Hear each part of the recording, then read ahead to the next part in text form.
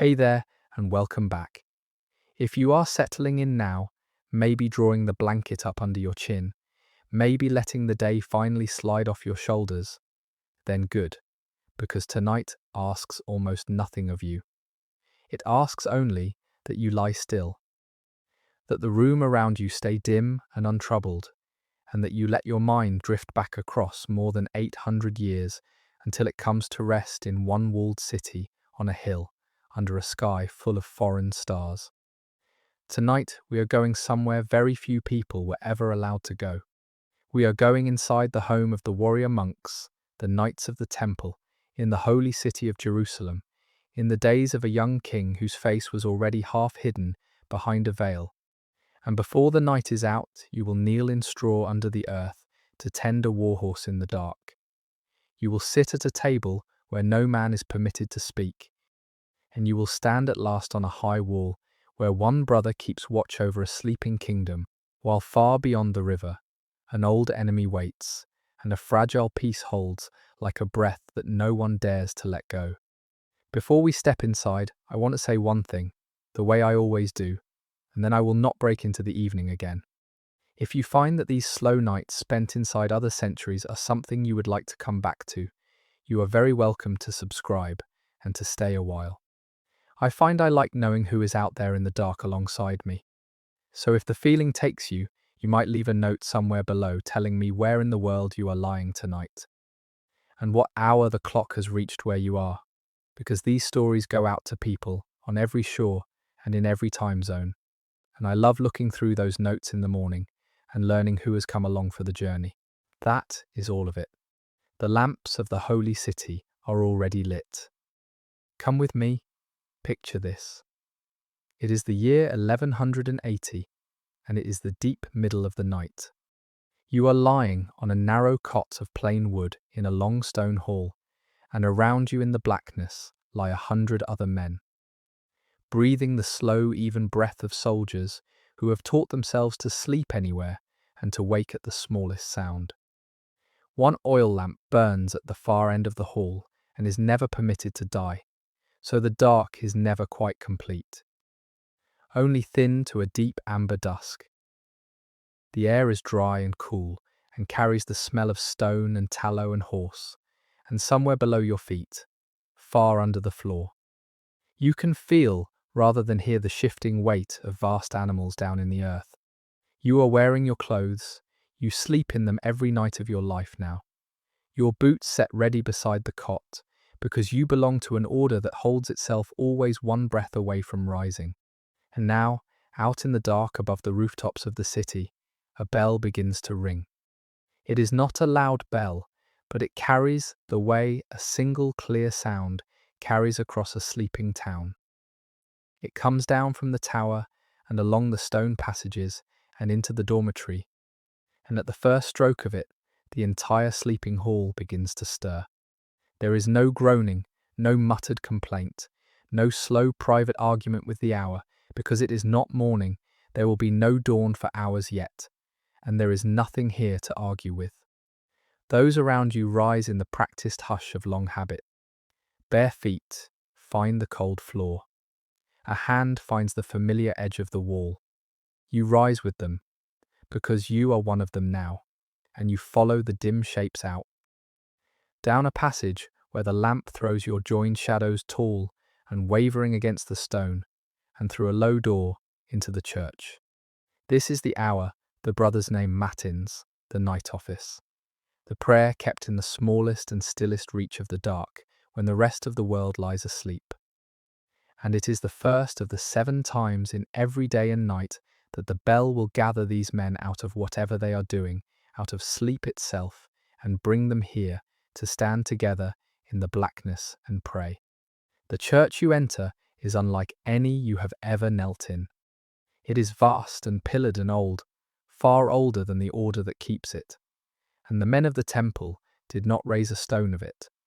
They were given it, for this mighty pillared hall was once a mosque, built by the people of another faith upon the high platform the Crusaders call the Temple Mount. And when the armies of the cross took Jerusalem some 80 years before this night, they did not pull the building down. They kept it and turned it to their own worship, believing, rightly or wrongly, that it stood upon the very foundations of the temple King Solomon had raised in the far-off age of the Scriptures. From that belief, these men took their name, the poor fellow soldiers of Christ and of the Temple of Solomon, a grand mouthful of a title for an order that had begun 2 generations back. As a mere handful of knights so poor that 2 of them were said to ride upon a single horse. They are not poor now, as you will see, but they have kept the name, and they have kept the temple, and tonight you keep the vigil of it with them. Within the nave is lit by nothing but a scatter of candles, and the small red eye of the lamp that burns before the altar. The pillars climb up into a darkness, whose roof you cannot find. The floor strikes chill through the thin leather of your shoes. The brethren file into their places along the wooden stalls, 2 long-facing rows down the length of the sanctuary, and you take a place among them, and the office begins. It begins low, with one voice alone, and then it gathers the way water gathers, the others coming in beneath it and around it. The old Latin words, lifting and falling, in a chant that no living man composed, and each man here knows by heart. Most of them cannot read a single line of it. They learned it as a child learns a song, by hearing it sung at the same hour of the same unlit night after night, for years on end, until it lived in the body below the reach of thought. And a man, half asleep on his feet, could sing it true and never stumble. And many of them are half asleep. This is the secret of the night office that no one warns you of until you have lived inside it. The chant is beautiful, and those singing it are bone-weary. They have ridden, or drilled, or laboured through the long heat of the day, and they have slept 3 hours at the most, and now they stand in the cold and sing to God, and their bodies sway very faintly with the effort of staying upright. You can see it by the candlelight, the slight shared rhythm of a row of grown soldiers leaning into the words as a tired traveller leans into a wind, fighting slumber on their feet and winning barely for the love of the duty.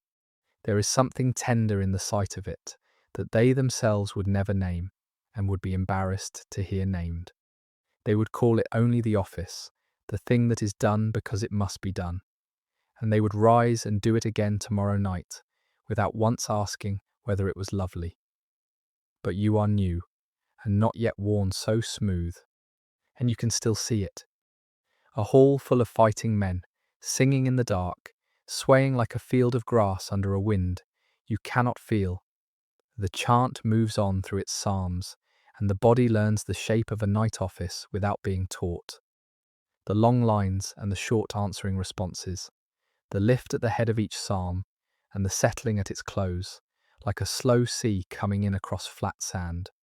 The candle flames stand almost straight in the windless air, and lean only when a brother passes.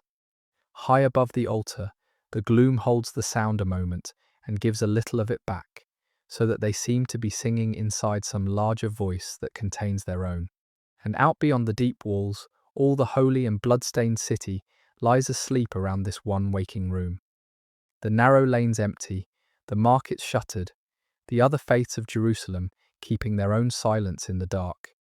The entire contested place, quiet for a few hours, under the same wheeling stars, with these men awake at the heart of it, singing as they have sung every single night for 60 years, and will go on singing. Though no man in this church can know it, for only 7 years more. When the office ends, it ends without flourish. The last response falls away into nothing. The knights bow toward the red lamp at the altar, and the stillness flows back into the church the way the tide flows back into a still pool, smoothly and without a seam. For a moment no one moves. Then the lines break, quietly, and they begin to file out. But they do not turn back toward their beds. Not yet. There is one duty more before sleep is allowed, and it waits below, beneath the very floor of the chapel, where the warm breath of 300 horses is rising up through the stone beneath your feet, even now. That is exactly where we are going next. You leave the church by a side stair and the stair goes down, down out of the cool, dry air of the high platform and into something warmer, closer, alive. The lamplight goes ahead of you, carried by a man who could find the way blindfold, and the steps under your feet are worn into shallow hollows at their centres by the passage of generations of men going down to the same task at the same dead hour. Then the stair opens out, and you are standing at the head of one of the strangest rooms in all of the medieval world. The men call it the Stables of Solomon. It is a forest made of stone. Squat pillars march away from you into a darkness the single lamp cannot hope to fill, holding up on their broad shoulders the immense dead weight of the platform and the nave above, and in the bays and aisles between them, in the warm gloom, stand the horses. The Crusaders who first broke into these vaults found them already ancient, beyond reckoning, and being Crusaders, men hungry for wonders to match the holiness of the ground, they told themselves a tale to fit the place.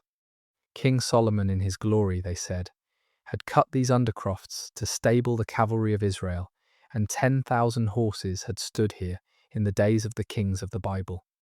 The truth is older and plainer, and far less tidy than the tale, the long work of many builders across centuries who never heard one another's names.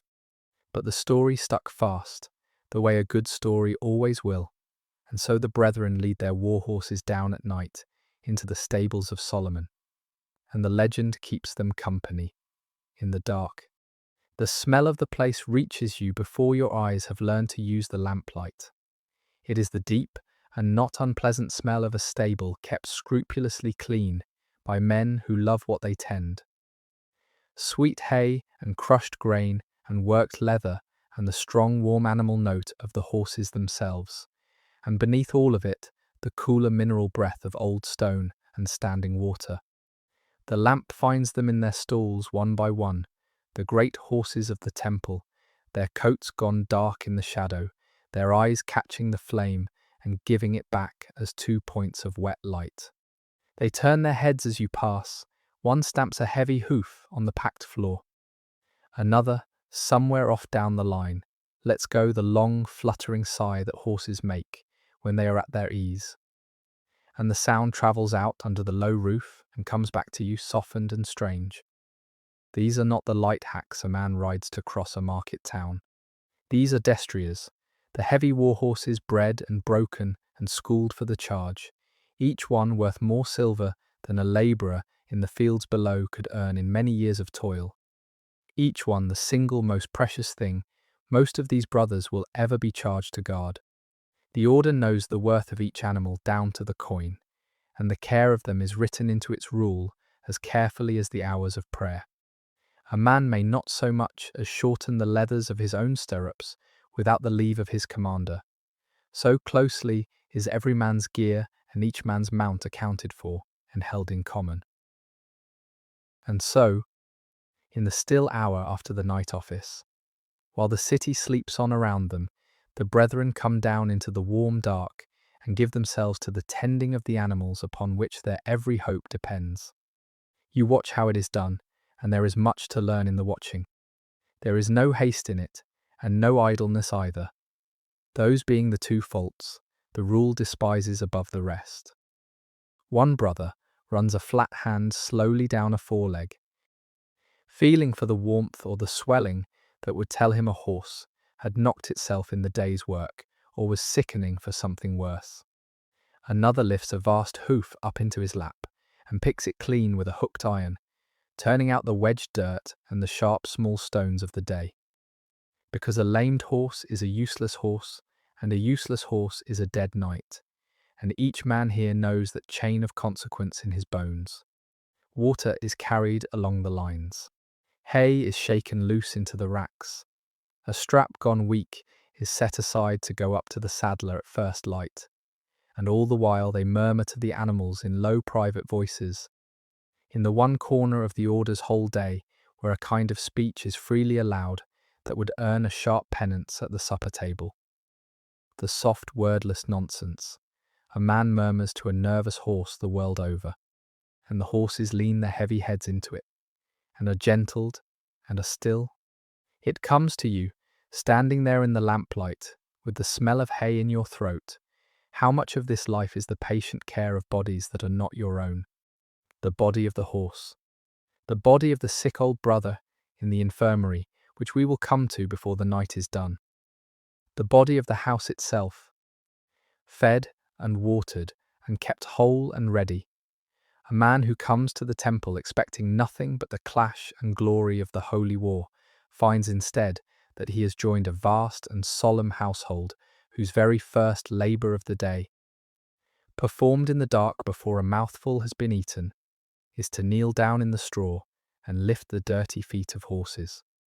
There is a deliberate humility folded into it that the founders surely meant to be there.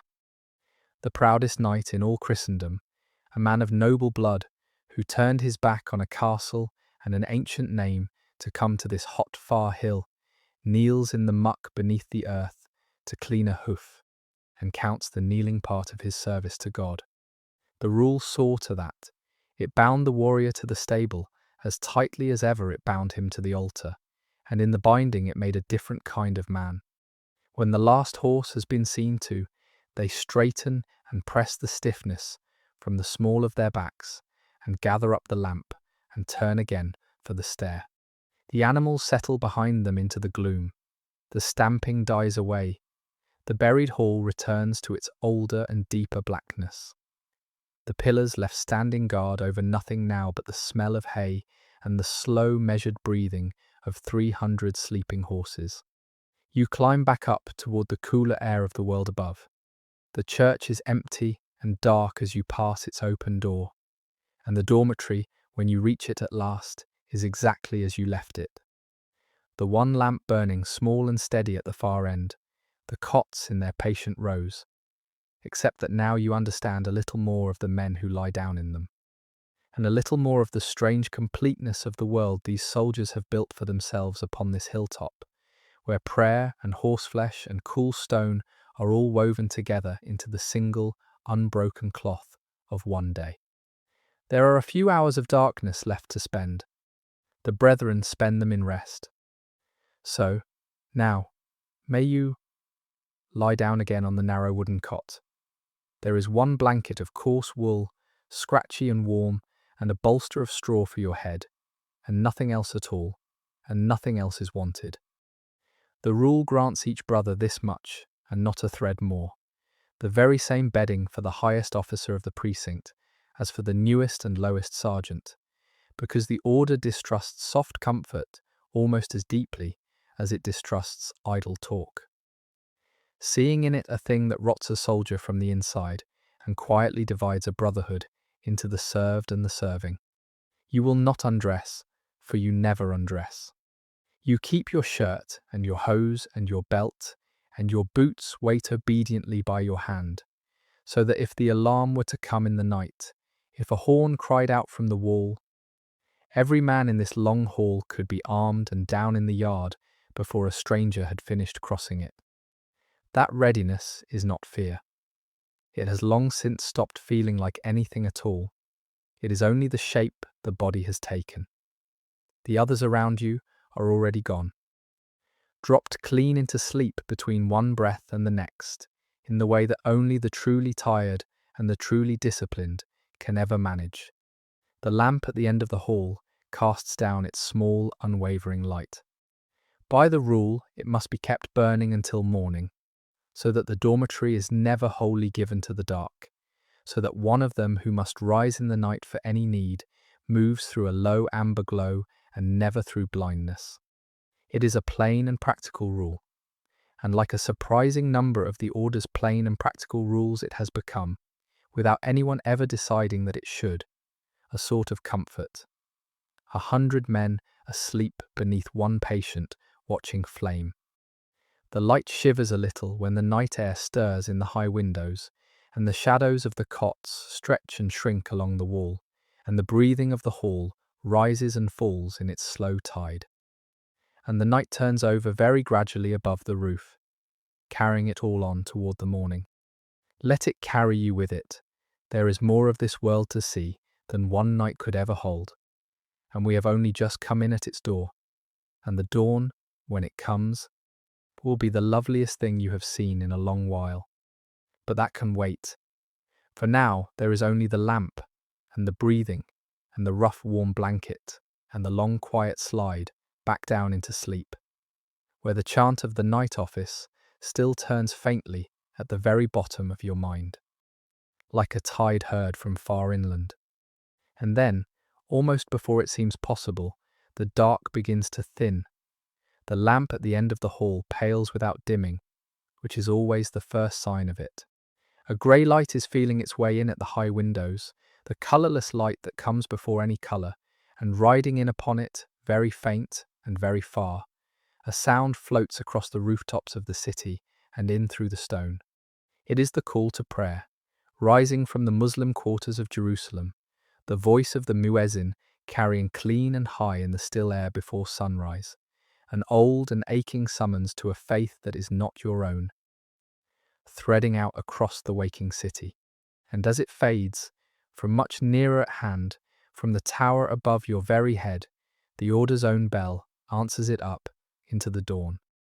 The bell is ringing the hour, the brethren call lauds, the praise of first light, and the hall wakes around you a second time. But everything is altered now. The night office was a thing of shadow and sway and half sleep. This is the true waking of the day. The men rise into the growing grey, with purpose already in them, fold their blankets to the temple's plain square, and go out, and you go with them. And this time, when you step from the dim passage into the open, you stop where you stand, because the sight of the platform in the early dawn is a thing you will carry with you to the end of your days. You are standing on the wide raised court that the entire world has bled to hold, the immense stone platform on the eastern height of Jerusalem, open to the entire arch of the sky. The air at this hour is cool and rinsed and faintly sweet, washed clean of the day's dust that has not yet been raised, and the light is climbing up rose and pearl behind the eastern hills beyond the walls, and the first long low rays are reaching out across the court toward you.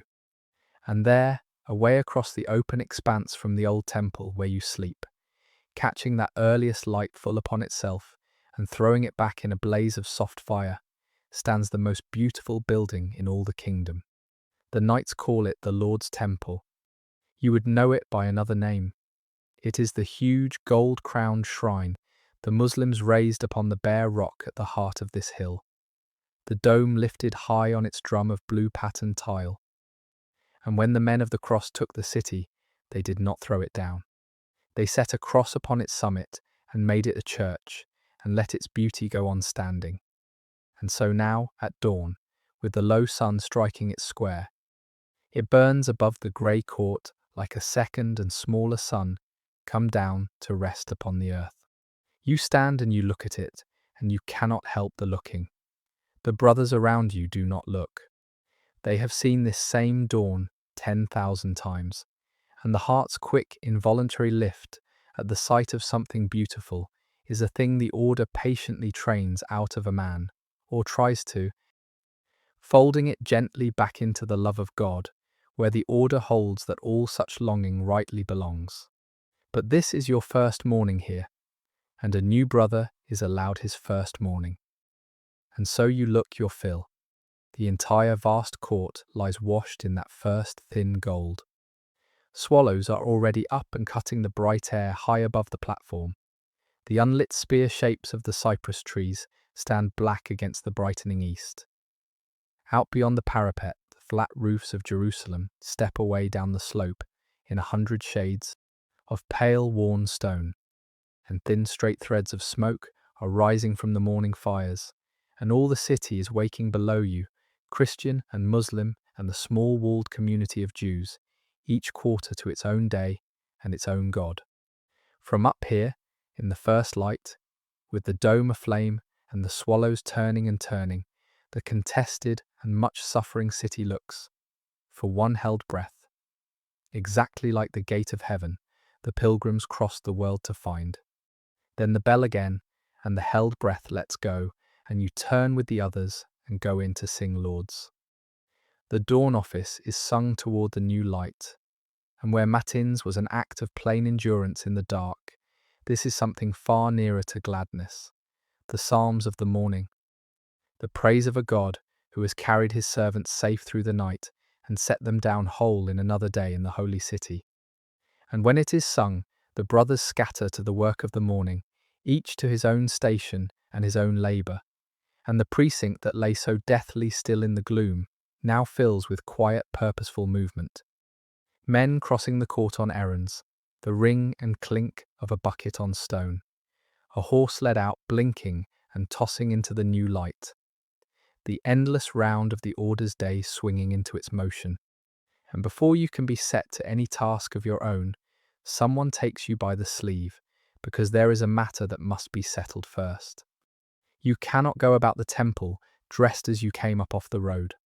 You must be given the habit of the order, and for that you are taken to the draper. The draper is one of the great officers of the temple, and his entire kingdom is cloth.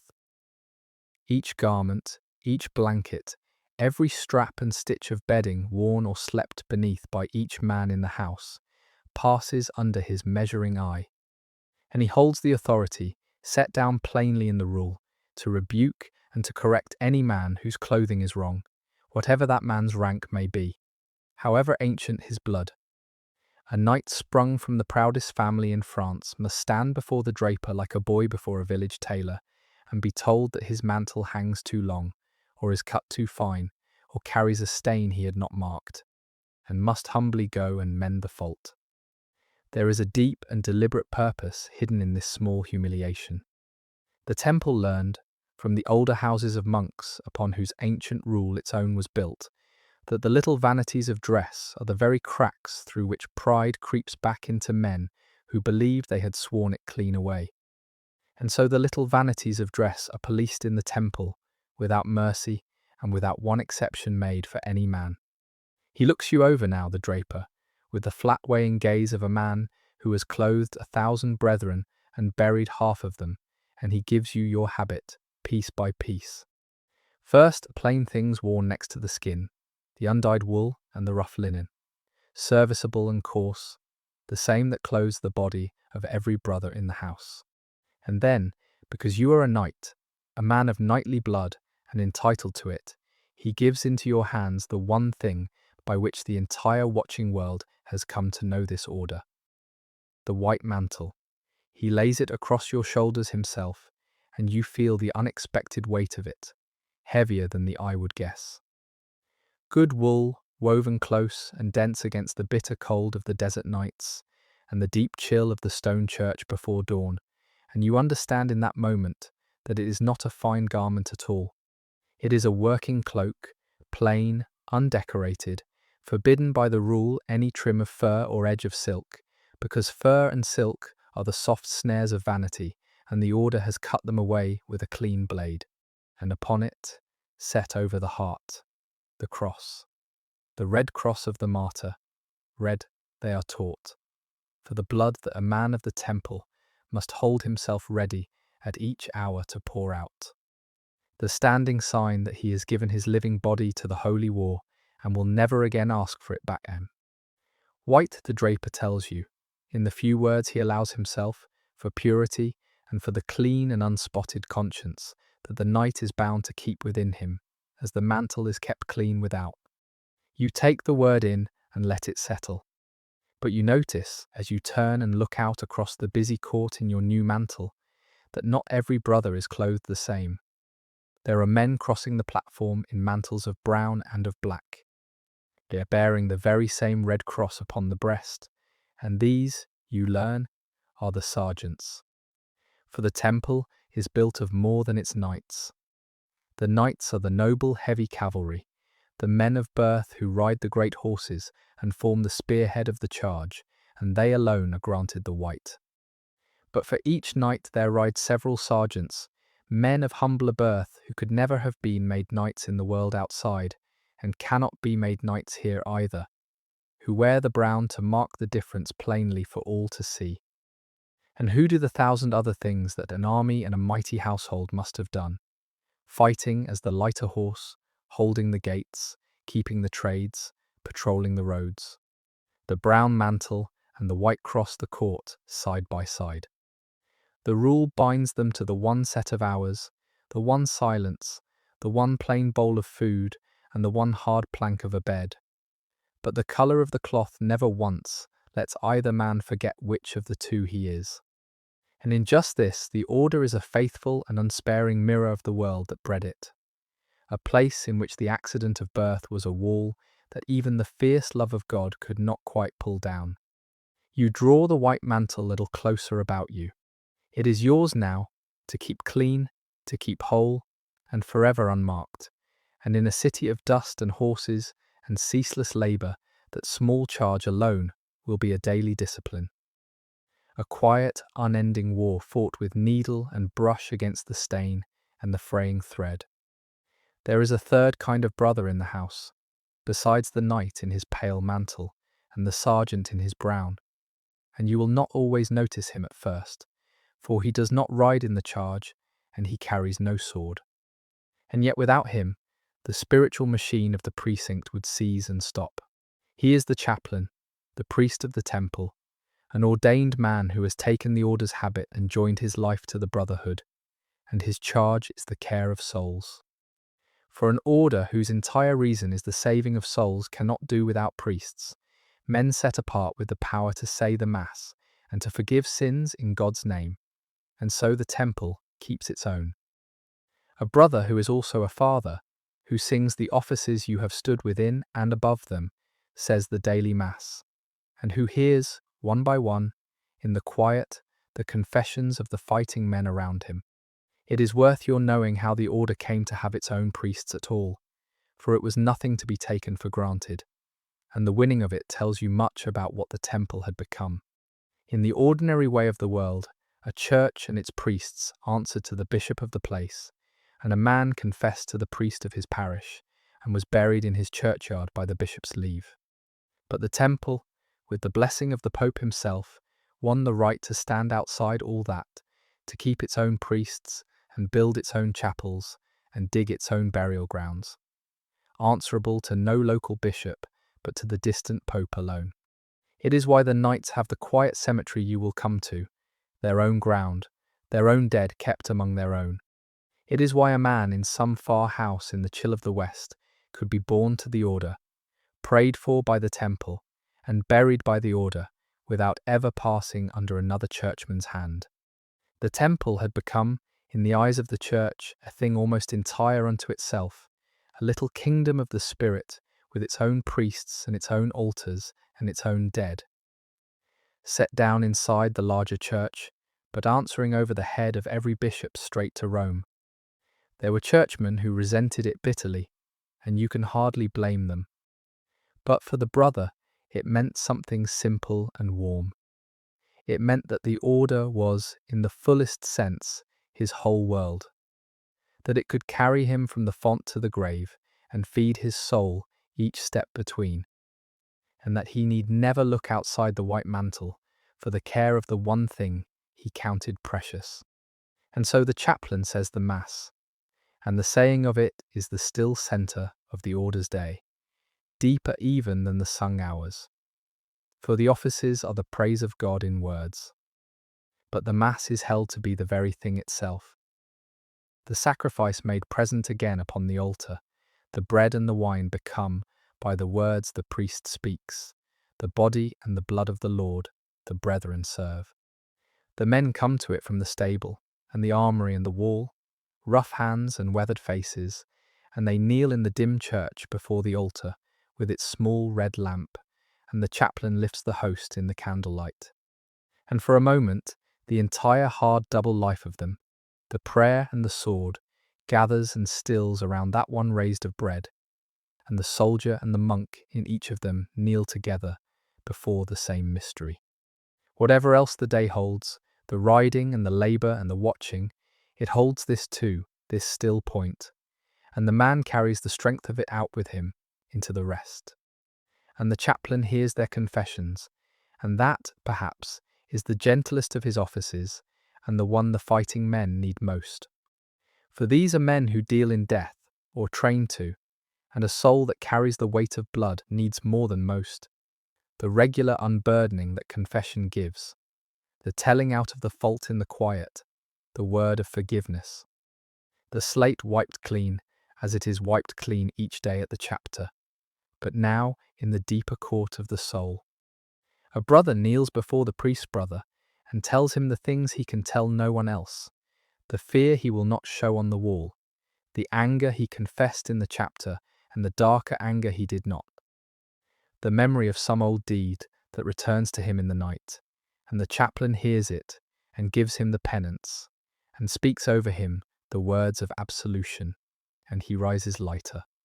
It is a great mercy that woven into the hard life, the standing promise that no fault need be carried alone or carried long, that there is always among the men a father to tell it to and a word of peace to be had for the asking.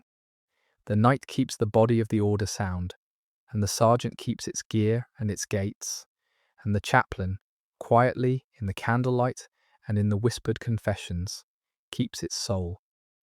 And of the three it may be that his is the labour the brothers, in their hearts, could least do without. The weight of the mantle on your shoulders sends your mind back, as you cross the court, to the day they first laid it there, and I want to take you back to it too, because the making of a brother is one of the gravest and strangest ceremonies in the order's year, and unless you have stood inside it, you cannot understand the men around you. Every one of them passed through it. Each white mantle and every brown one in this place was given to a man kneeling on a stone floor in the dark before the assembled house, who asked for it and was warned against it and asked again. For the temple does not court a man or flatter him or make the life sound sweet to win him. It does the opposite. When a postulant comes asking to be received, he is brought before the chapter, and he kneels and he asks for the company and the bread and the water of the house, the poor bread and water, as the old form has it, the fellowship of an order that will own his body and his will for the rest of his living days.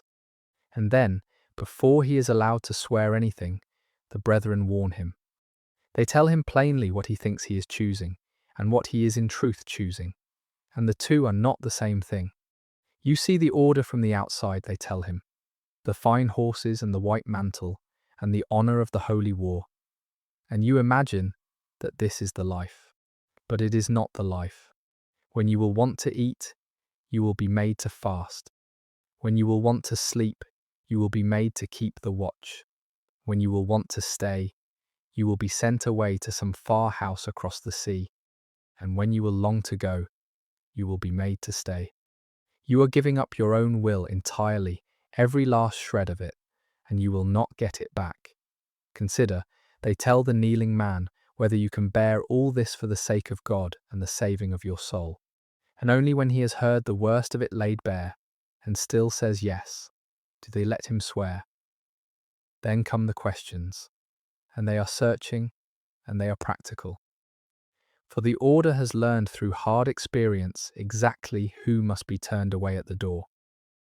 Are you married, or pledged to any woman? They ask. For a husband cannot give his body to the temple, while it belongs by vow to a wife. Do you owe any debt that you cannot pay?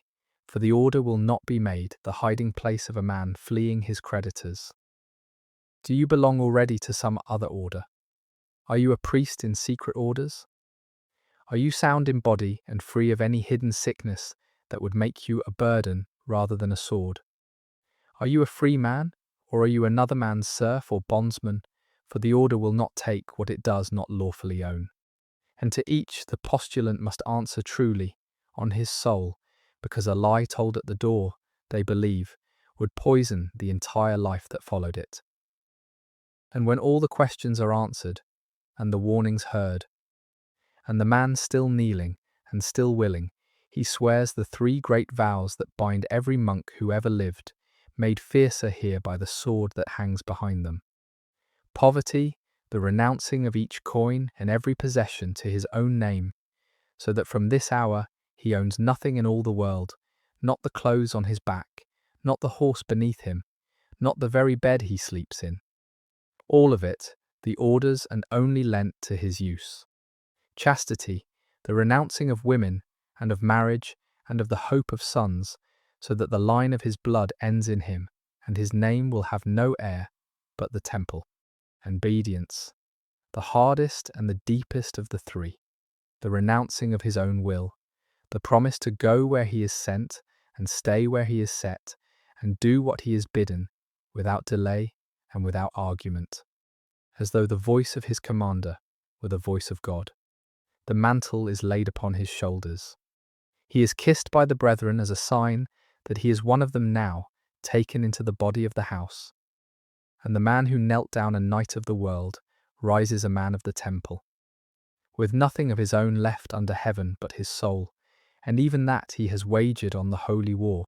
You think on all of that as you cross the court in the morning light, the white wool heavy and new upon you, and you understand the men around you a little better, for the thinking that each one of them stood where you stood and gave up what you gave up, and that this is the deep root of the brotherhood between them, deeper than blood, that they have each made the same impossible bargain and live each day inside it together.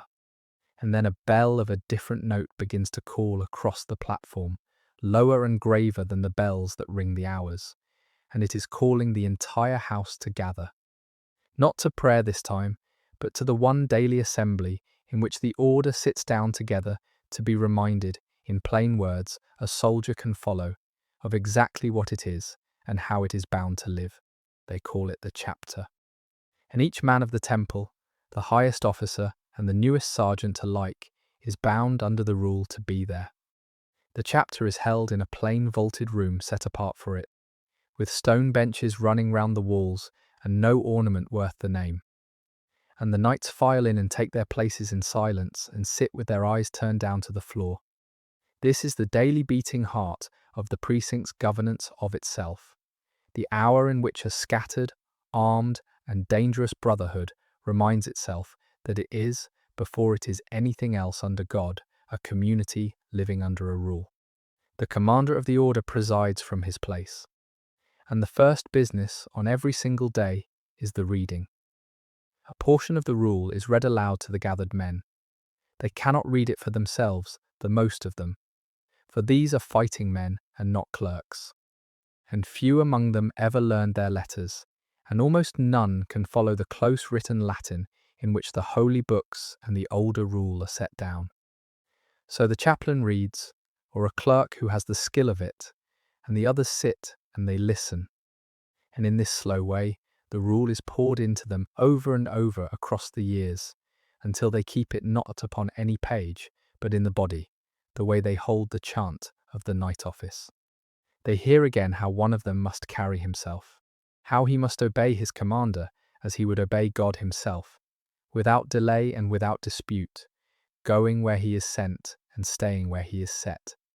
How he must keep the silence in the places where silence is kept, and speak plainly and without oaths where speech is suffered.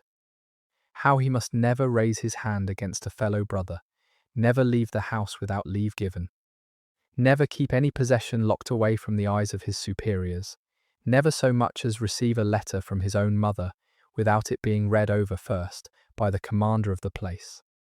A man of the temple owns nothing, hides nothing, and settles almost nothing for himself. The rule has thought of everything a man might do, and what the rule has thought, the brother simply does. And then comes the part of the chapter that a newcomer finds the strangest of everything he sees in his first days, the correction of faults. One by one, brothers rise from the benches and kneel before the commander and confess aloud before all the assembled house, the failings of which they know themselves guilty since the chapter last met. Small things, for the most part, by the reckoning of the world outside these walls. A man broke a bowl through his own carelessness. A man let his temper show to a servant in the yard. One brother spoke where he should have held his tongue, or came late to an office, or let his harness fall into disorder, or killed a hound or a horse through some neglect. He kneels, and he says the fault out plainly, and he asks the penance for it, and the commander gives the penance, and the matter is closed. There is no cruelty in it when it is rightly done.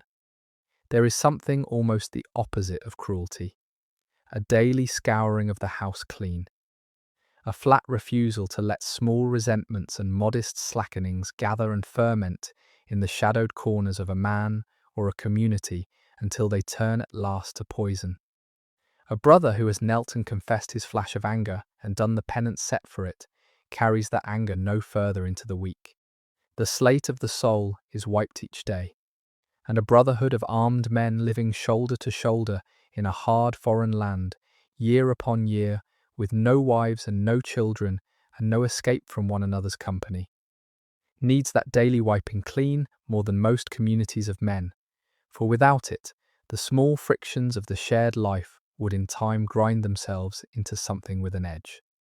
You sit on the cold bench and watch a row of scarred and hardened soldiers humble themselves over broken crockery and hasty words, and the true shape of the thing the founders built begins to show itself to you. It is not, whatever the songs and the rumours say, first and last an army. It is a monastery that has been taught to fight, and the monastery comes first in the hours of its day, and first in the order of its loves. The fighting is the work these monks are sent out into the world to do, but the life they come home to between the wars, the life that slowly makes them into what they are, is this: the bell, the office, the silence, the plain shared bowl, the kneeling daily confession, the obedience that runs down through the entire house like the grain runs through a plank of oak. Take all that away, and you are left with nothing but dangerous men. Keep it, and you have made something the age had never before seen and would tell tales about long after it was gone. A thing that had no name before it came into being. Men who had folded the cloister and the battlefield into a single calling, who prayed with the devotion of the strictest monks and fought with the fury of the boldest knights, and were somehow, against all reason, the one as fully as the other. Sitting there, you begin also to see the order above you, the long ladder of command that the rule has built, for an order that lives by obedience must have, at the head of every chain of it, someone to be obeyed. Above the brethren of the precinct stands the commander, and above the commanders of all the houses stand the great officers of the order, each with his charge, and above them all, at the very summit, sits the master of the temple. The master is no king, and no abbot lording it in soft state. He is bound by the rule as tightly as any brother, sleeps as hard, eats the same plain food, and may decide nothing of weight alone. For even the master must take the counsel of his brothers, and bow to the chapter in the gravest matters. But within those bounds his word moves the temple, and the order is now scattered across all of Christendom, so that the master of the temple, a man who owns nothing and sleeps on a plank, is reckoned among the powers of the age, courted by kings and listened to by popes. Beneath him serve the great officers, and you learn their names and their charges in your first days, as a child learns the order of a household. The seneschal, the master's right hand and shadow, the marshal, who holds all that touches war, the horses and the arms and the discipline of the field, and who in battle carries the order's command, the draper, whom you have met, lord of all the cloth, the treasurer, who keeps the order's wealth, the commanders of the vast regions, of the kingdom of Jerusalem and of the city itself, of the lands across the sea in the west. It is a structure of war and of governance, both as much a state as an order, and it runs, when it runs well, on the one thing each brother swore at the door: obedience. The small daily yielding of one man's will to another's that lets 10,000 scattered men move at need as a single hand. And there is one image, above all the rest, in which the entire spirit of the thing is caught, and you meet it everywhere in the order's first days, pressed into the wax of its letters and carried on its oldest seal. 2 knights, riding upon a single horse. 1 animal, 2 armed men, sharing its back. The device the founders chose for themselves in the days when the temple truly was so poor that 2 brethren had but 1 mount between them. The order is poor no longer, as the treasury will show you. but it has kept the old seal. The two men on the one horse, and there is a deep teaching folded into the keeping of it. It is a sign of poverty that two should share what most men would not share at all. It is a sign of brotherhood. Two men bound so close they will ride the same beast into the same danger. And it is a sign, they say, of the humility the order was born in and must never lose, however rich it grows, however many kings come knocking, however high the master is seated among the powers of the world. Two poor knights. One tired horse. That is what we are, the seal says, whatever else we may have become. When the chapter ends at last, the brothers rise and go out into the climbing morning to the labour each has been set, and the sergeant beckons to you to follow, because there is work waiting for your hands, and the work he has in his mind is the care of the house's iron. He leads you across the bright court and through a low door into the armoury, and the cool, dim room beyond is hung and racked and stacked with the entire apparatus of war. Shirts of mail hang from their pegs, like the cast grey skins of some strange race of beasts.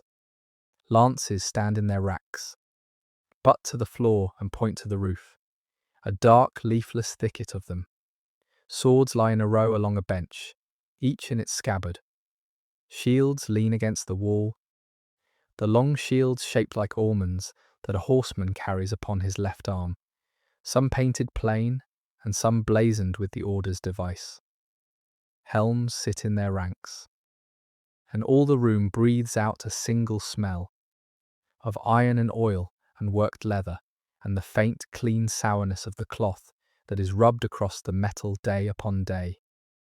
There is no battle today. There may be no battle for a whole season yet. In this year, the 1180th since the birth of Christ, a truce holds between the kingdom and the mighty lord of the Muslims, who is gathering his strength beyond the river, a fragile space of peace bought by exhausted rulers on both sides, and the swords of the temple may rest in their scabbards a while longer. But the order does not let its iron slumber merely because the land has gone quiet, for the order knows, as all old soldiers come to know in the end, that the quiet is the lie and the war is the standing truth beneath it. And that on the day the truce tears open, there will be no hours left in which to make ready. So the iron is kept ready through the quiet, and the keeping of it ready is patient, endless, unglorious work, and a great share of it falls to hands as new and willing as your own. The true enemy in the armoury is rust. In the dry blaze of the eastern summer, it is held off, but the kingdom is not dry the entire year round. And the heavy dews of the night, and the damp of the winter rains, and the sweat of a man's own body in the heat of his harness, all conspire together to lay the faint red bloom upon a mail shirt or a naked blade. And rust, let alone, will eat a hauberk down to brown lace within a few short seasons. So the mail is worked, and you learn the way of it from the sergeant, who has done the same 1,000 times. The shirts are not burnished, ring by ring, which would swallow a man's whole life, but tumbled, packed down into a barrel together with sand and a little vinegar, and rolled and shaken, and rolled again, until the scouring grit has rubbed each of the many thousand small linked rings back to brightness. And then the shirt is drawn out and dried with care, and wiped over with a film of oil, and hung again upon its peg. Ready. The blades are wiped and oiled, and their edges tended against the stone. The leather of the straps and the scabbards is worked over with grease to keep it soft and yielding, for leather gone hard and cracked will tear and fail a man at the one moment he cannot afford it. It is the housekeeping of war, and like all housekeeping, it is never once finished, and the doing of it, hour upon patient hour, in the cool dim room, while the court blazes white outside the door, becomes its own kind of wordless prayer, a tending of the body of the temple against the day that body will be flung into the fire. But the iron is only one of the order's needs, and the armoury only one of its workshops, for a great house upon a hill is a small town unto itself, and a small town must make and mend 1,000 things if it is not to starve and fall to ruin. And so the temple keeps its trades, and its tradesmen are men like the rest, sergeants for the most part, men who came to the place with a craft already in their hands and gave it, like everything else, into the common store. Walk the workshops with me a moment before the heat drives everyone within doors, for there is a quiet pleasure in watching skilled men at honest work, and the order is full of it. Here is the forge, and the smith brother at his anvil, his face lit red from below by the coals, the bellows breathing, the hammer falling in its steady ringing rhythm that carries clear across the court and is one of the daily sounds of the house. He makes and mends without cease, for an order of horse soldiers devours iron. The shoes for 300 horses, wearing thin on the stony roads, the buckles and the bits and the stirrups, the heads of lances, the points of the huge store of crossbow bolts, the hinges and the locks and the hasps of the doors, the very nails. The horseshoe alone would keep him busy. For a horse cast loose on the eastern roads with a shoe gone is a horse half lost, and the smith and the farrier between them keep the mounted strength of the precinct shod and sound. Here in the next room is the saddler and the harness maker, the leather worker, bent over the saddle that came up from the stables in the dark, with its strap gone weak, and around him the smell of leather and tallow and the new harness drying on its frames. The war saddle is a thing of great craft, built high before and behind to lock the knight into his seat and hold him there through the bone-shaking shock of the charge. For a knight thrown from the saddle at the wrong moment is a dead knight, and the entire terrible force of the order's charge depends in the end upon the quiet skill of this one brother and his needle and his awl. Here is the brother who works the wood, who shapes and seasons the lance shafts, choosing the straight-grained ash that will not shatter cheaply, fitting the new heads the smith has hammered, and out about the walls and the roofs go the brethren who keep the very stone of the place, sound the mason and his mate, for a building this old and this vast is forever shedding a stone or opening a crack. And the cisterns must be kept watertight, and the walls kept entire, and a fortress that is let go soft in its masonry is a fortress half taken already. None of these men will ride in the spearhead of the charge. But without their patient daily craft, there would be no charge, no shod horse beneath the knight, no sound saddle to hold him, no whole wall to ride home behind, and the order, which honours the sword above all, knows in its sober heart that it stands upon the anvil and the awl as surely as upon the lance, and the smith at his ringing anvil serves God, the brothers hold, as truly as the knight at prayer. When the iron is seen to, and the trades are humming, and your own hands are dark to the wrist with oil, the sergeant sends you off to wash. And the washing, in this place, is itself a little marvel worth pausing over. Because water in Jerusalem is nothing like the careless thing it is in the wet green countries of the north. The holy city stands high on a stony ridge, with no river of its own, in a land where the rains fall only in their short season, and the long summer is dry as old bone, and a city set in such a place lives or dies entirely by its skill in catching water and hoarding it. The peoples who built upon this hill across the long centuries understood that better than almost anything else they knew, and they riddled the rock of the platform with mighty cut cisterns, vast vaulted chambers hollowed down into the living stone to hold the winter rains against the cruel thirst of the summer to come. A man takes you down to draw the day's water, and you go below the court again, but into a depth that has nothing of the warm animal closeness of the stables about it. This is a colder and a cleaner deep, the smell of wet stone and motionless water, and the faint green breath of the moss that grows in the one place the light of the well shaft falls. The cistern opens out below you, a chamber wider than a church, its roof borne up on pillars rising straight out of the water, and the water itself lies black and without a ripple across the floor of it. catching the thin falling shaft of daylight in a single bright coin far out upon its surface. Somewhere a drop falls, and the small sound of it carries clean across the still black water and comes back changed from the vaulted roof, and then the deep hush closes over again. To stand at the lip of such a hoarded sea of water in so thirsty a land is to understand the true wealth of it, the patient foresight of it.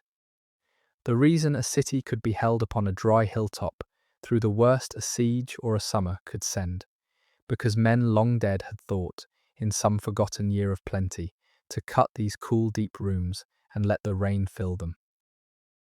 You let the bucket down on its long rope, and the rope runs and runs before there comes the small far splash, and then the heavier dragging pull as the bucket fills, and you draw it up again hand over hand. And the water that breaks the surface and comes up to you is cold and clean and tastes faintly of the stone that has kept it. You wash the oil from your hands and arms in the chill of it. And then you carry water up the worn stair for the kitchen and the table, for the same cisterns that washed the man's hands will water his horses and boil his beans and wet the dough of his bread. And every single cup of it was set by against this day, by the foresight of the dead, and not one drop of it is let go to waste. And a brother who spilled water in careless haste would answer for the spilling at the next chapter, like any other fault. There is a lesson folded into the cold gloom of the cistern, the very same lesson that is folded into the plain mantle and the shared bowl and the one watching lamp of the dormitory. That nothing in this house is to be had cheaply or held carelessly, that the entire life of the temple is a life of things measured and tended and made to go round and to last. By the time the water is carried up, the sun has climbed high and hard into the sky, and the morning's labour has built an honest hunger in you, and the smell that has been threading thinly across the court for the last hour now grows full and strong and turns your steps toward it before you have quite decided to go. It is the smell of baking bread. The kitchens of the temple are at their work, and the kitchens of the temple are a grave and serious business, because an army may pray upon its knees, but it marches upon its belly. And the feeding of an entire household of fighting men, day in and day out, to a rule that governs even what a man may eat, and on which days he may eat it, takes more hands and more forethought than the lay world would ever trouble to guess. You put your head in at the kitchen door, into a wall of heat. The ovens are built of stone, set deep into the thickness of the wall, and they have been roaring since before Lauds was sung, and the bread is going in pale and coming out brown, the round flat loaves of the country. And the warmth of the ovens piled upon the heat of the climbing day together make the kitchen the one corner of all the platform where a man sweats even in the shade. The cook brothers and the kitchen servants work the scrubbed boards, and there is more speech suffered here, low and short and all of it to the purpose, than in almost any other room of the order. For a kitchen simply cannot be run by signs and silence alone. Great pots stand brooding on the fires. The midday meal is taking its slow shape, and what that meal is and what it is not tells you a great deal about the order's hard idea of the body and its appetites. For the rule governs the table as closely as it governs the hours of prayer.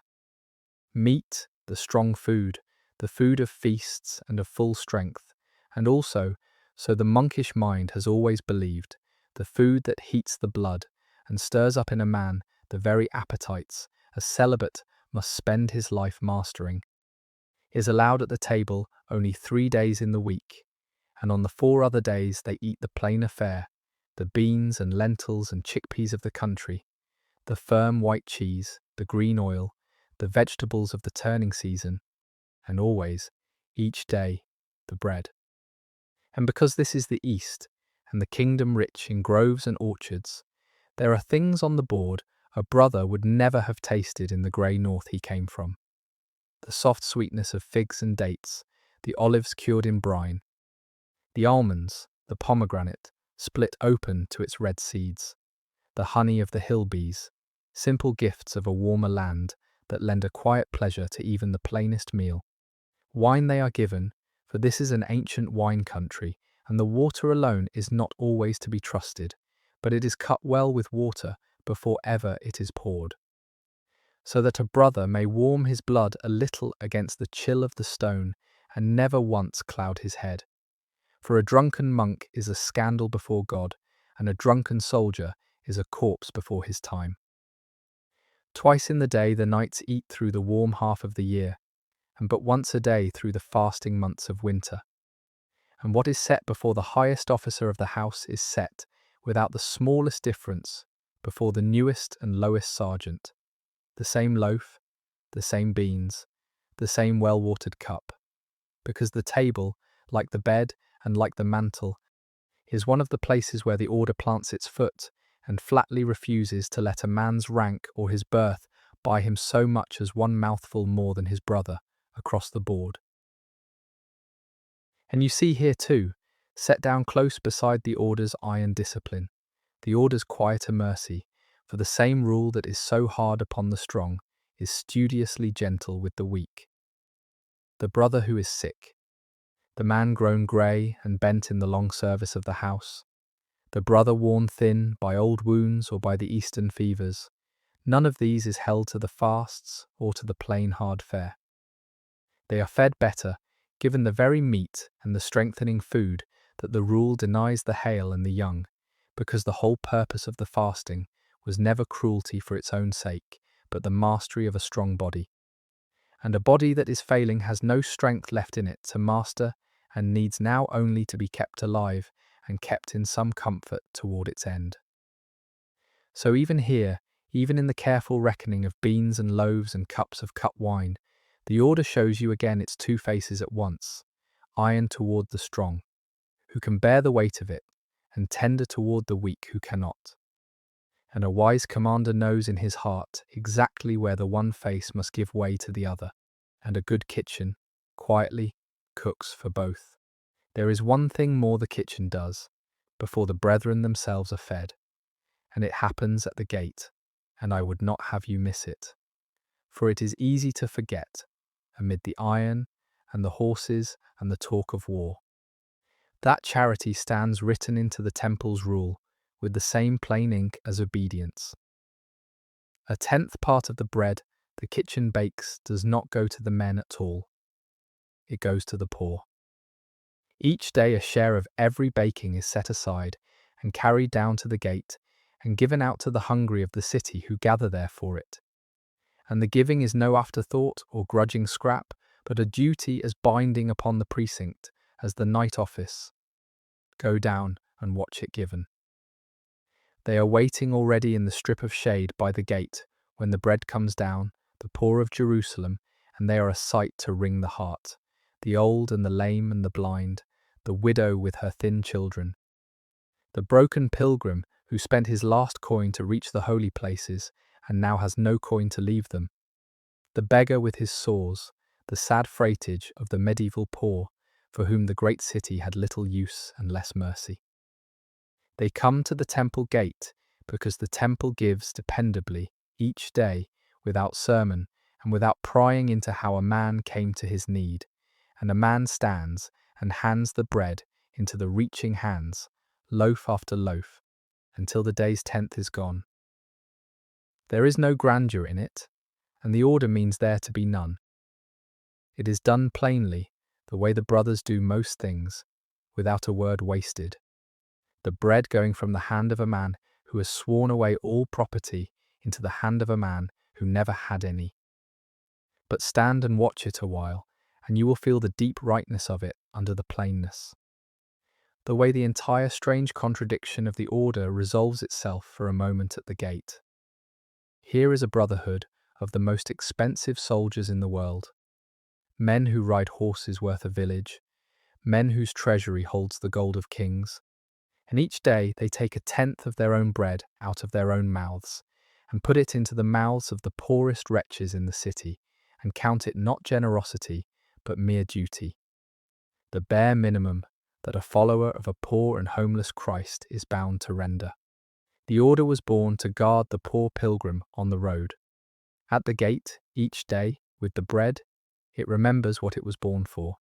And the hungry of Jerusalem, who know little and care less about the high politics of the kingdom or the gathering of armies beyond the river, know this much, surely, that at the temple gate there is bread, and that the men in the white mantles, whatever else they are, do not let the hungry go away empty. When the bread of charity is given, the bell calls the brethren themselves to their meal, and you go in with them to the refectory, the long hall where the house eats together.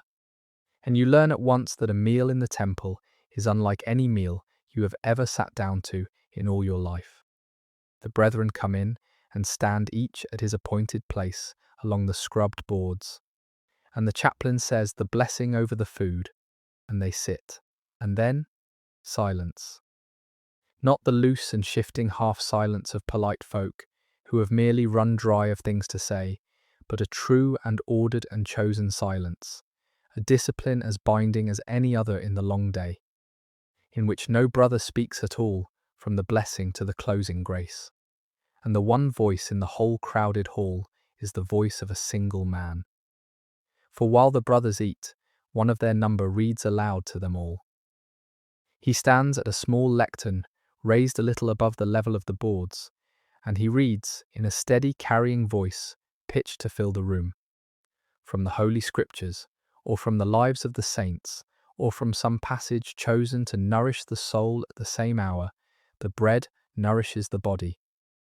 And the words go out over the bent heads and the working jaws, and fill the hall exactly as the chant fills the sanctuary. The idea behind it is old, far older than the order, and it is beautiful in its severe way, that a man should never feed the lower and animal part of himself without at the same hour feeding the higher part too. That even the brute business of eating should be lifted by the reading, a little way up toward God. And so the entire hall eats in stillness to the sound of one voice, and the spoons move, and the cut wine goes quietly round, and the reader reads on and never stops. But men must eat.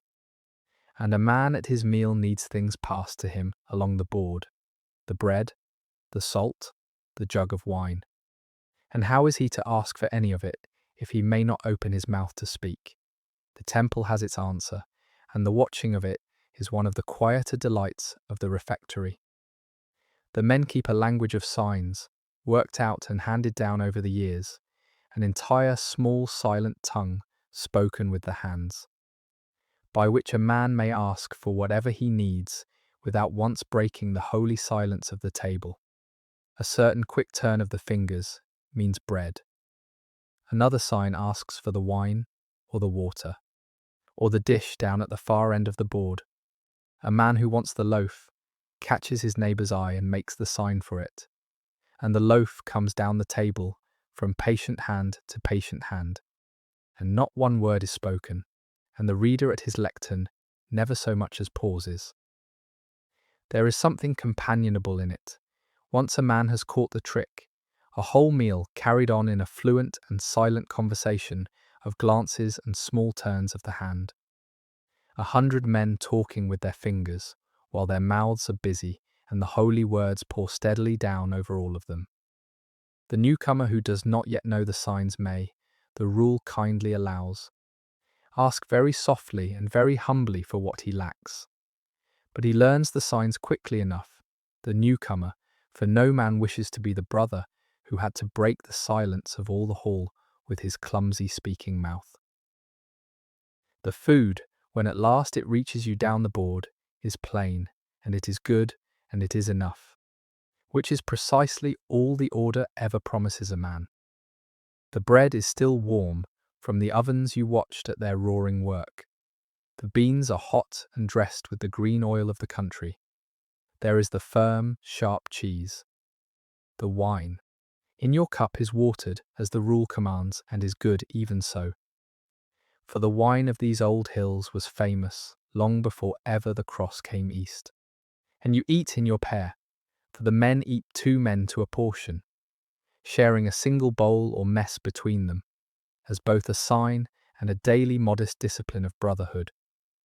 Each man watching quietly that his fellow has his honest half, neither one reaching for more, and there is a strange tenderness folded even into that, into the plain daily act of dividing your food in fair halves with the man set beside you, whoever he may be and whatever you privately make of him, because the rule has placed him at your side and named him, for life, your brother.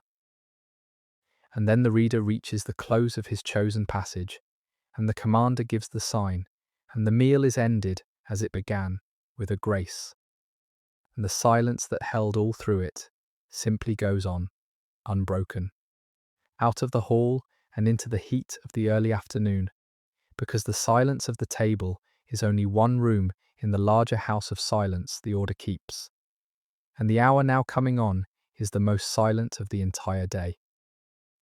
For the sun has climbed to the very top of the sky over Jerusalem, and the heat is coming down upon the white stone of the platform like a held weight, and the entire precinct draws itself inward and goes still. You step out of the cool of the refectory into it, and the light strikes you like the flat of a hand. At noon, in the eastern summer, the court is a furnace of white glare, the stone flinging the heat back up at the sky it came from, the air above the platform shaking and swimming, and nothing moves out in it that is not forced to move. The swallows that cut the dawn air so gladly are gone to the deep shade of their eaves. The cypress trees stand without the stir of a single needle. Even the bell in its tower seems to hang heavier and more reluctant in the heat.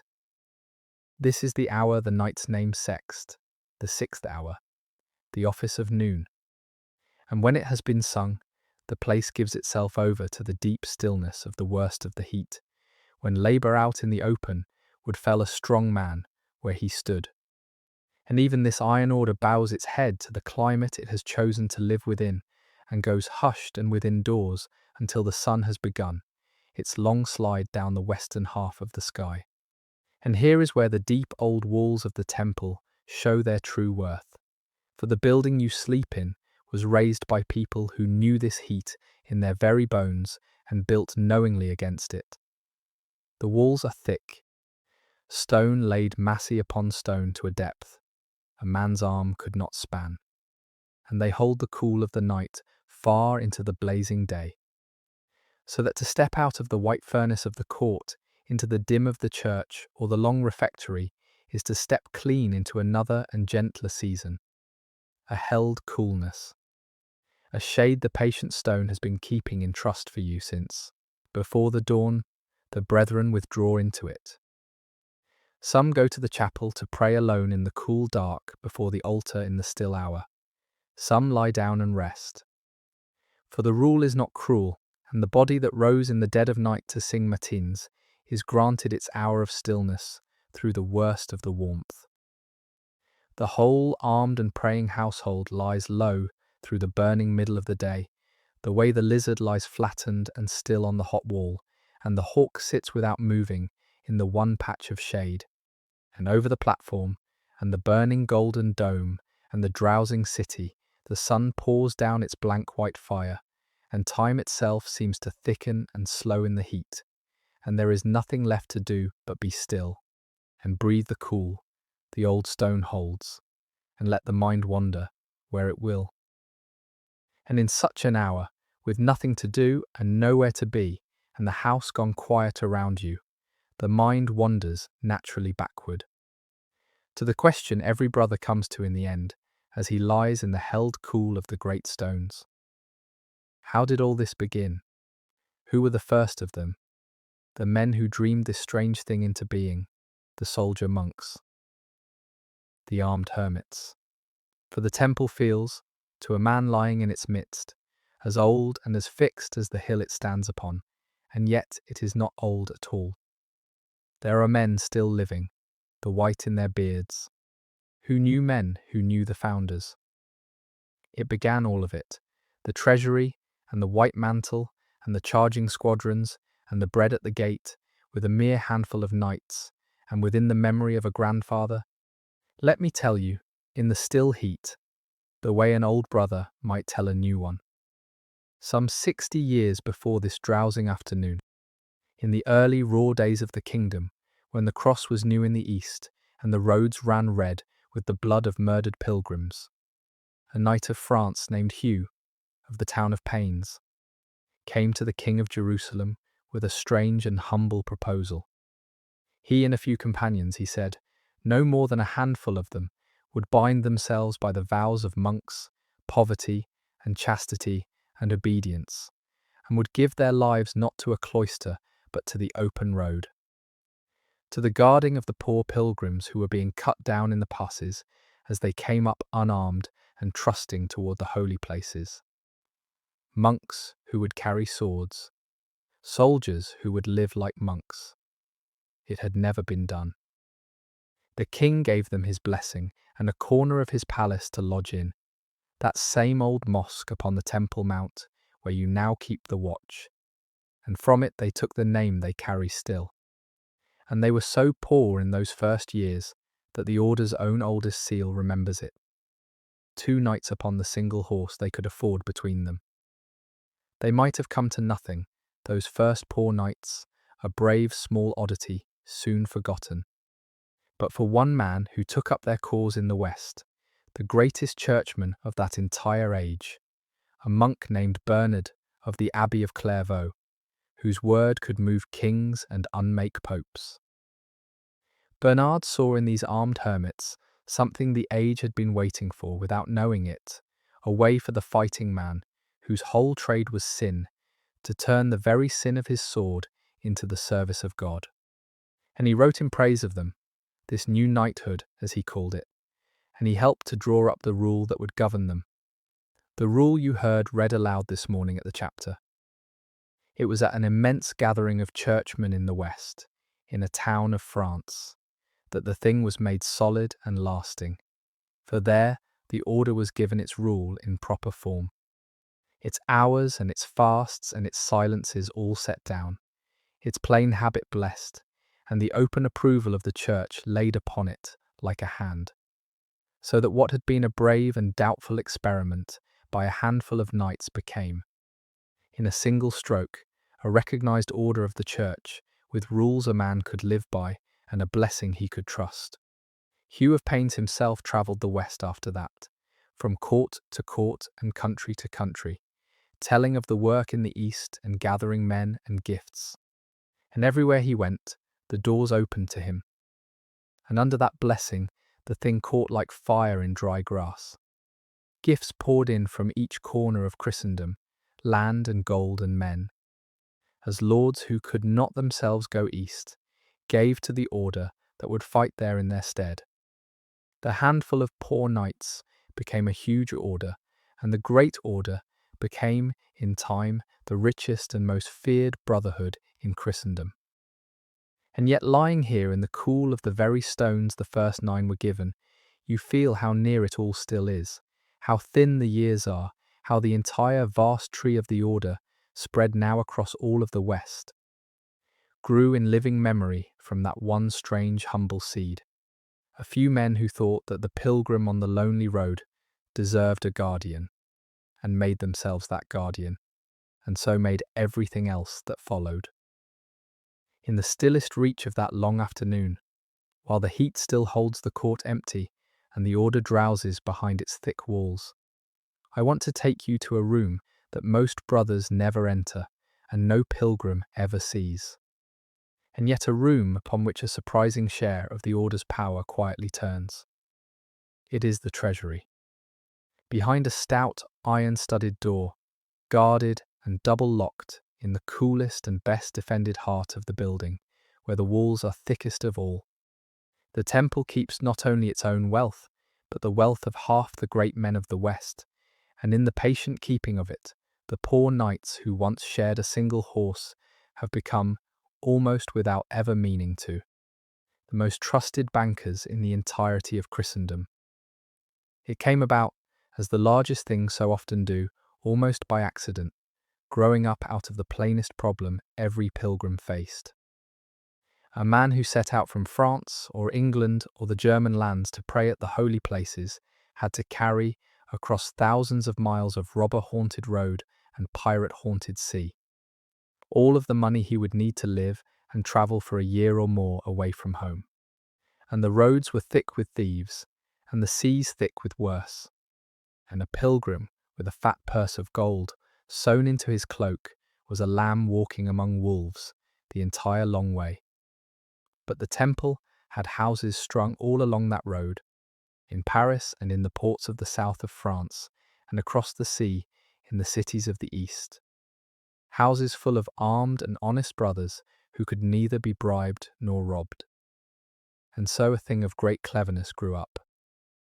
A pilgrim could give his money to the brethren at home before he set out and receive in exchange a letter, a sealed note written in the temple's own hand and cipher, and carry only that fragile slip of parchment across all the dangerous world.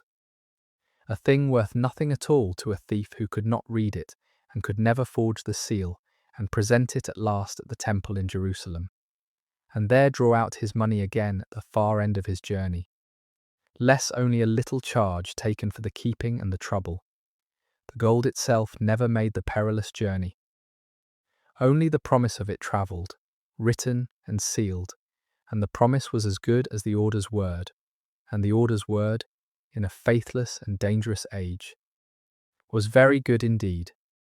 So the treasury is busy even in the drowsing warmth of the afternoon, and you watch a clerk brother at his work, one of the few who can read and reckon with ease, bent over his long rolls in the fall of light from a high window, entering the deposits in his careful hand and drawing up the letters of credit, the wax and the seals and the close columns of figures.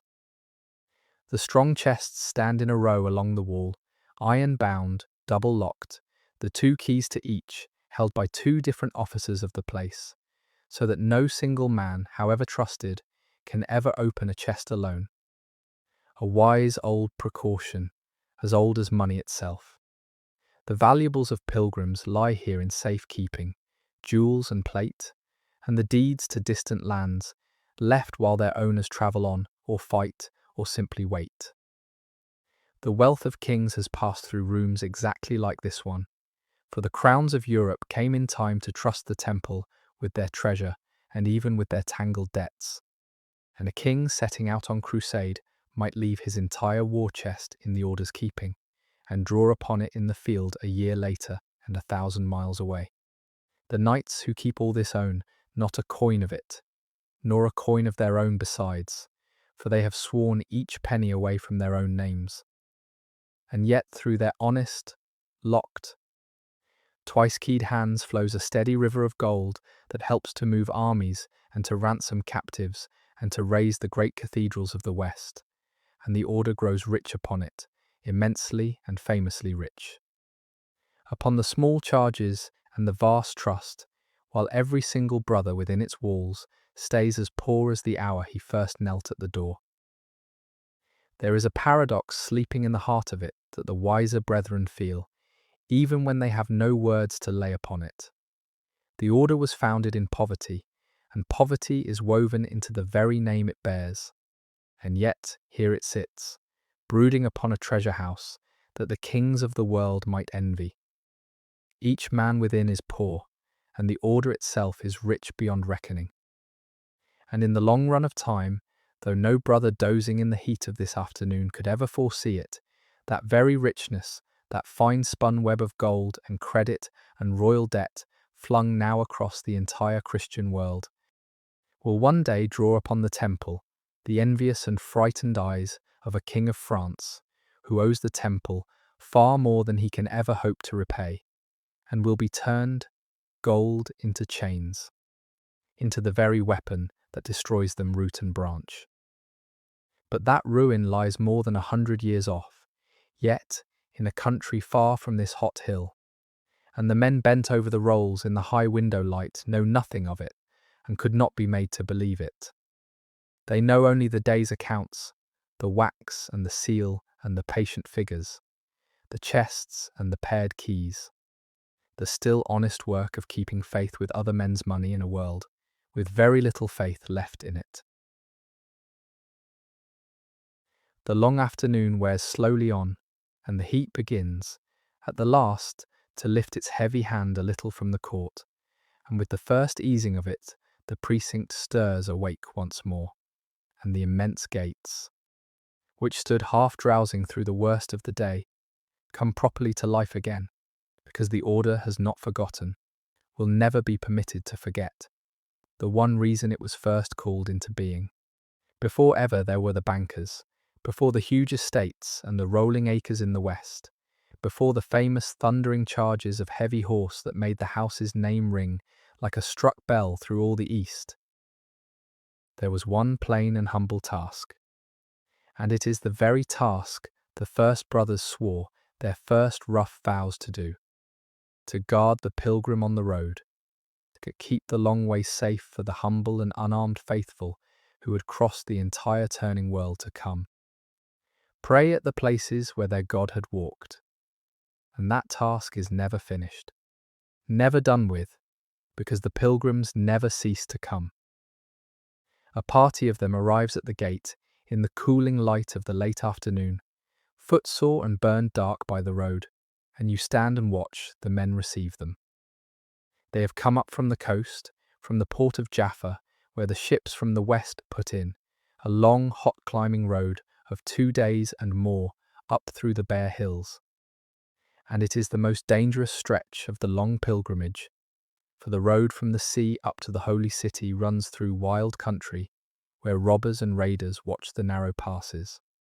And many a pilgrim, who lived through the storms of the wide Mediterranean, was cut down at last within a single day's walk of his goal. The temple watches that road.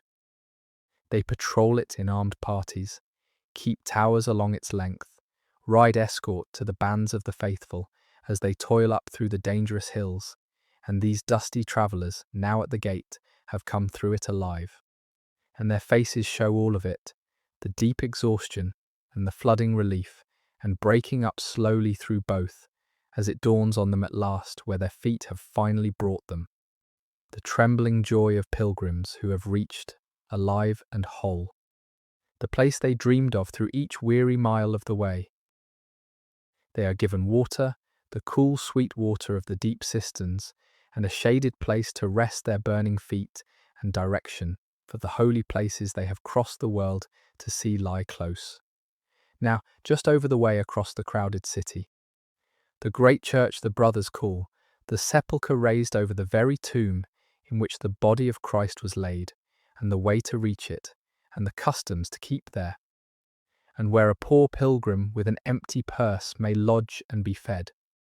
The brothers deal with them plainly and kindly in a babel of 6 tongues, French and German and English, and the rough soldier's Latin, that serves as the common speech of the entire crusading world. And there is no grandeur in any of it, no glory, nothing for a song to seize upon, only the patient, unending work of helping tired and frightened strangers find their way in a foreign land. And yet this, the brethren know in their sober hearts, is the deep root of the entire tree. The white mantle and the red cross, the vast estates, the locked treasury and the charging squadrons, and the bread given at the gate, all of it grew up from this one thing, from a few knights who decided, 60 years ago and more, that the pilgrim alone on the lonely road deserved a guardian, and who made themselves that guardian, and who never, through all the wealth and all the fame and all the fall that is still to come, once laid the duty down. Not every man who crosses the court in the gentling light of the late afternoon is bound for work or for prayer. Some are bound for the infirmary, the house of the sick, and I want to take you there too, gently, because it shows you a face of the order that the songs and the rumours always leave out. For all its iron, the temple is a brotherhood, and a brotherhood grows old. The young knight who rides in off the road full of fire and certainty will, if only he lives long enough, become the grey brother stiff with his old wounds. And then the failing brother, who can no longer haul himself up into a saddle, and the order that asked everything of his strength does not turn him out of doors when at last his strength is spent. It keeps him. It nurses him, it carries him, when his hour comes, to an honoured grave. And the infirmary is the room in which that keeping is done. It is a calmer place than the rest of the busy house. Set a little apart from the daily traffic, its own modest quiet world of low voices and clean linen and the green herb smell of the simples, the infirmary keeps dried-in bunches and brews into his draughts.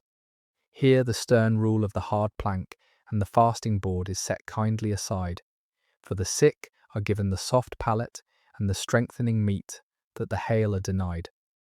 And one of them who has spent 40 years sleeping in his clothes upon a board may, without the least shame, end his days in a real bed with a pillow beneath his head, tended like a child by men young enough to be his sons. The men who lie here are the living memory of the order. An old Crusader, with a face seamed and browned by 40 summers of the eastern sun, lies propped against his bolster, and might, if you sat down by him through the still afternoon, tell you of battles fought before your own father was born, of cities taken that are lost again now, of masters of the temple long since gone to dust, the entire history of the kingdom held in one worn-out and failing body, soon to be carried away with him out of the world. And the young brethren who tend him so carefully will be him, in their turn, if only they are spared so long. So the infirmary is the one room in all the order where the temple looks its own death steadily in the face, every single day, with patience, and without once flinching from the sight. And it is here, more than anywhere else upon the platform, that you feel the shadow that lies across this entire bright and dangerous kingdom, the affliction that has reached even to the throne itself. For the King of Jerusalem in this year, the young man in whose royal name these brothers hold their wall and their watch, is himself a deeply sick man, and his sickness is the very one the age feared above all the others. The slow wasting illness that ate at a man's flesh and at his face, and set him apart, untouchable, from the warm company of the living. The king is barely 20 years old. He was a clever, brave, and well-loved boy, and it was his own tutor who first marked the terrible thing, watching him at rough play with other children, and seeing that the boy did not cry out when he was hurt, that he had no feeling of pain in one arm, and from that one small and dreadful sign, the truth was slowly learned.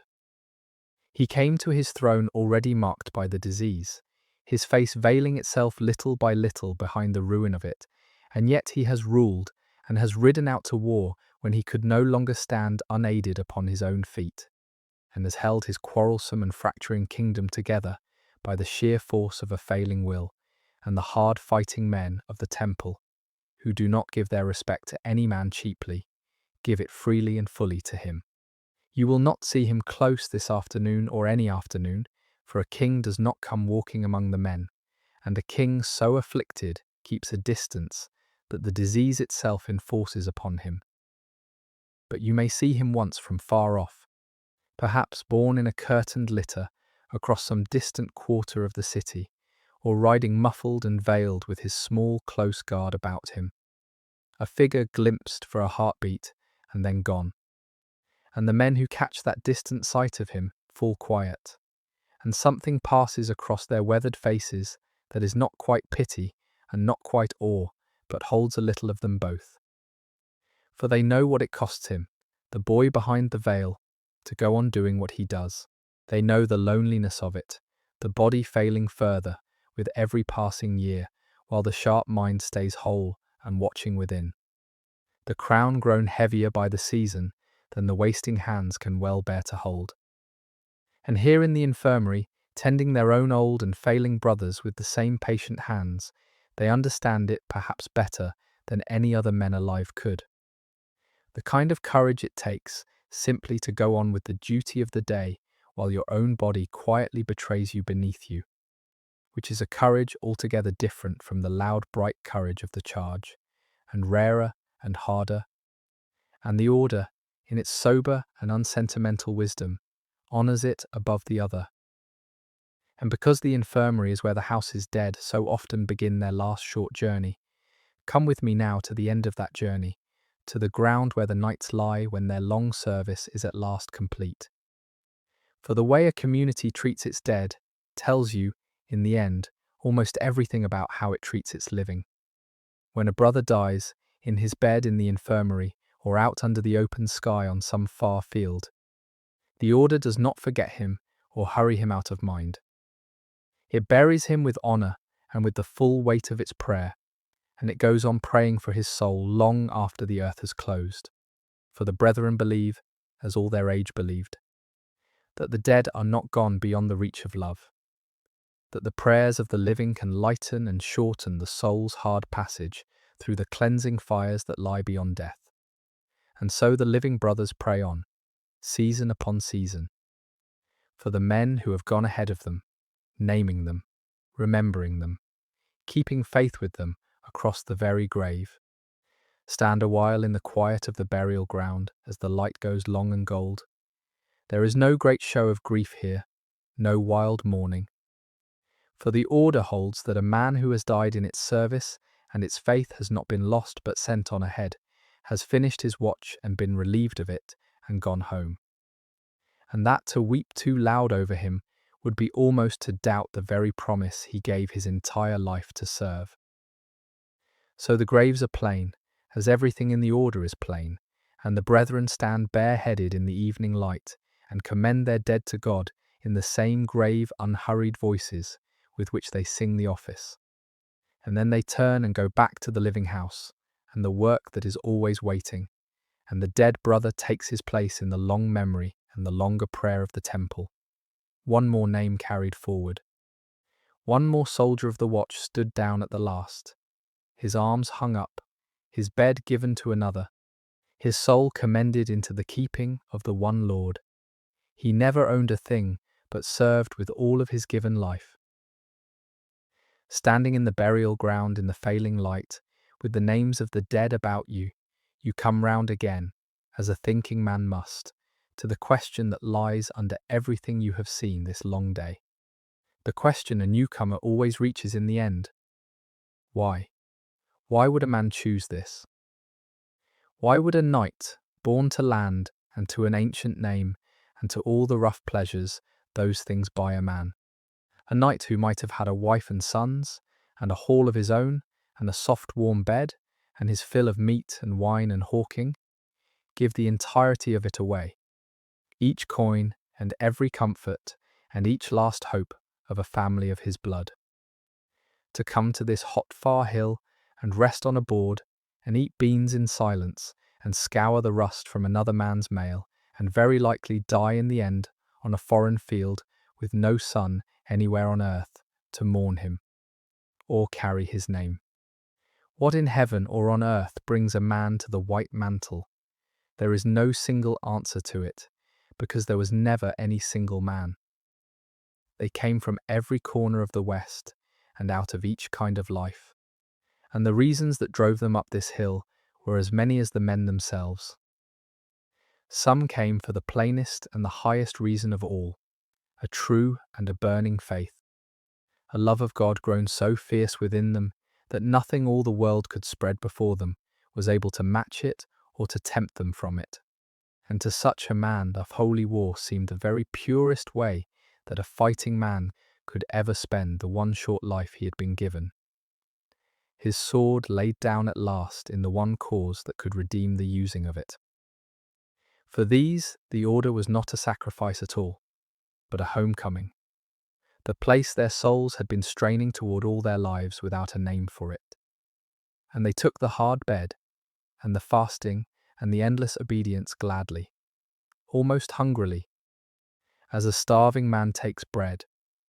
Some came in grief, or came in guilt, and these were many, for it was a violent age, and a fighting man's hands were rarely clean.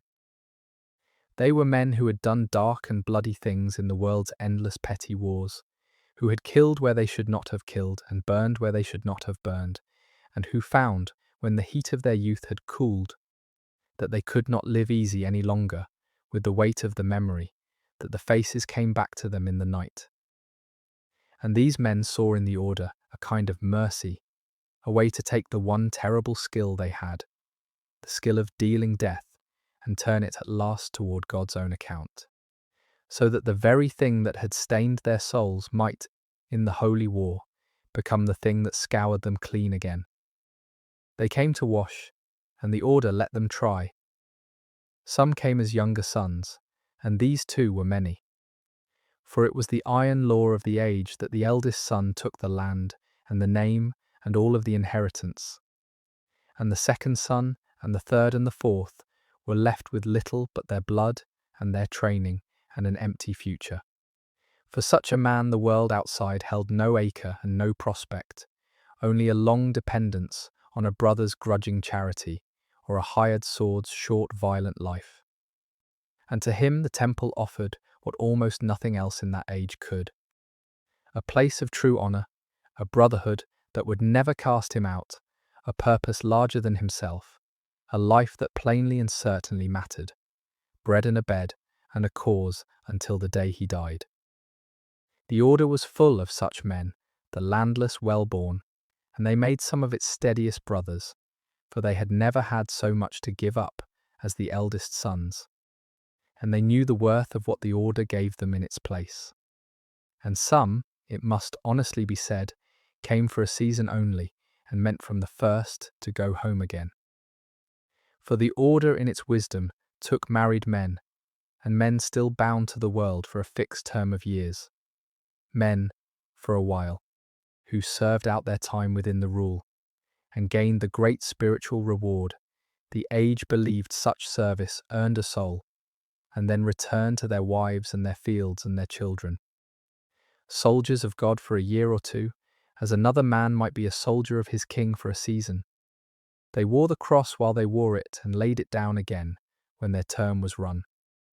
And the temple did not despise them for it, for their swords and their gifts were welcome, and their souls were saved a little along the way. The white mantle and the brown together covered all of them, the proud and the broken, the burning saint and the landless younger son, and the man quietly counting the months until he could go home to his wife. The rule, once the vow was sworn, made no difference at all between them. The bell rang for every one of them just the same. The bell, in fact, is ringing now, away across the darkening court, calling the hour the brethren name. None, the late afternoon office, the 9th hour of the day, and after it, with the worst of the warmth well broken, and the light turning to amber and honey, the order's day opens outward a little, and so may ours. For there is a whole great city lying below this high platform that we have so far only glimpsed over the parapet, and it is well worth coming to the wall and looking out across it, while the brothers go about the easier work of the cooling evening. The temple stands high and walled and apart upon its huge court, a world enclosed within the larger world, but the larger world is there all the same, just over the parapet, pressing close on each side, and no brother of the house can ever quite forget it. Lean on the warm stone of the parapet beside me and look out and down. Jerusalem falls away below you in a steep tumble of flat roofs and twisting lanes and pale rounded domes. A city packed close and tight within its old walls. And even from up here, you can feel the dense life of it, the noise and the smell of it rising up to you on the cooling evening air. Somewhere down there in the shadowed streets, the markets are coming back to life in the kindness of the evening, the covered bazaars where the goods of 3 continents change hands and tongues. The heaped spices and the bolts of silk and the bright worked metal and the stacked leather, and the sound of the hard bargaining and the bray of a laden donkey and the measured cry of a water seller all drift up to you, faint and tangled together. Cooking smoke rises straight in the still air. Bells ring out from the Christian churches across the city, and you can pick out, if you listen for it, the deeper, graver note of the huge Church of the Sepulchre away to the west, the very heart of the pilgrim city, the place they all came so far to reach, and threaded all through it. The city's other voices, Its other prayers for Jerusalem in this age is not one city, but several cities laid one upon another on the same stones, holy at once to three great faiths. And within its walls the Christian conquerors live crowded in among the peoples they conquered, and the older peoples who were always here and will be here long after. It is a stranger and a more mingled place than the songs sung in the far west would ever have you believe. The Crusaders who first stormed the city had dreamed of a Jerusalem swept wholly clean and made purely Christian, and in the first red days of the conquest they had tried to make it so with the edge of the sword. But a city must be lived in, and worked and fed and traded, and within a generation or two the hard, cruel lines had blurred and softened into the ordinary human tangle of any vast trading town anywhere. Eastern Christians of half a dozen different rites kept their own old churches and their own crowded quarters. Muslim and Jewish merchants and craftsmen came and went and bought and sold, for the markets cared nothing for what a man prayed on his own time. The very knights who had come east in fury to fight the Muslim found themselves in the long stretches of peace between the wars, dealing and bargaining with Muslim neighbours and Muslim traders, picking up a little of the language, acquiring a quiet taste for the food and the bathhouses and the soft comforts of the East that scandalized the rougher newcomers fresh and burning off the boats. Out beyond the walls the truce was holding, and under the truce life ran back into its old worn channels, and trade flowed, and the city in the evening glow hummed and murmured with the ordinary business of people of many faiths living, as people in such places always have lived, packed close together cheek by jowl, in suspicion and in commerce and in the thousand small daily accommodations that alone keep a shared and sacred city from tearing itself apart. The brethren of the temple keep a certain deliberate distance from all of it. They are in the city, but they are not of it, walled up in their high precinct, bound by their rule, forbidden the markets and the bathhouses and the easy mingling, their eyes kept turned upon God and the wall and the road. But they are not blind men, and the wiser among them have come to a feeling for the place that the hot young brothers, newly arrived from the west, have not yet had the years to learn. A deepening sense that this city they have been set to hold is older and deeper and far more various than their order, that it was already holy, long before ever the cross came east, and will be holy still, long after, and that the keeping of it is a graver and a stranger trust than mere conquest could ever be. You stand at the parapet in the amber light beside the silent brother and look out across the great layered palimpsest of the holy city, layer upon patient layer of faith and stone and blood and ordinary stubborn human life, and you feel, perhaps for the very first time since you came, the true weight of the wall you have given your life to keep. And then it is time to turn from the city and the parapet and come down to the yard, because there is one duty of the day we have not yet seen done, and it is the one duty the watching world pictures first and most readily when it thinks of these men at all, the schooling of the war horse. In the new cool of the evening, before the light goes altogether, the knight brethren bring their destriers out into the training yard and work them, and it is a thing well worth the watching. For the deep bond between the heavy horse and the knight who will ride it into war is the secret root of how the precinct fights. And it is not born, it is made, here, patiently, evening upon evening, in the churned dust of the yard, far from any battlefield. The destrier is led out, the great horse you saw standing at his rest in the unlit vaults below, and out here in the open evening light he is another creature altogether, huge and gleaming and brimming with a contained and dangerous fire, dancing a little and sideways at the end of the rein. He has been bred for it across long generations, bred for sheer size and weight and strength and courage, and above all the rest, for the strange unnatural discipline that alone can let a horse be ridden straight into the one thing every instinct in a living horse screams at him to flee from: the crash and the roar and the crush and the blood of the battle line.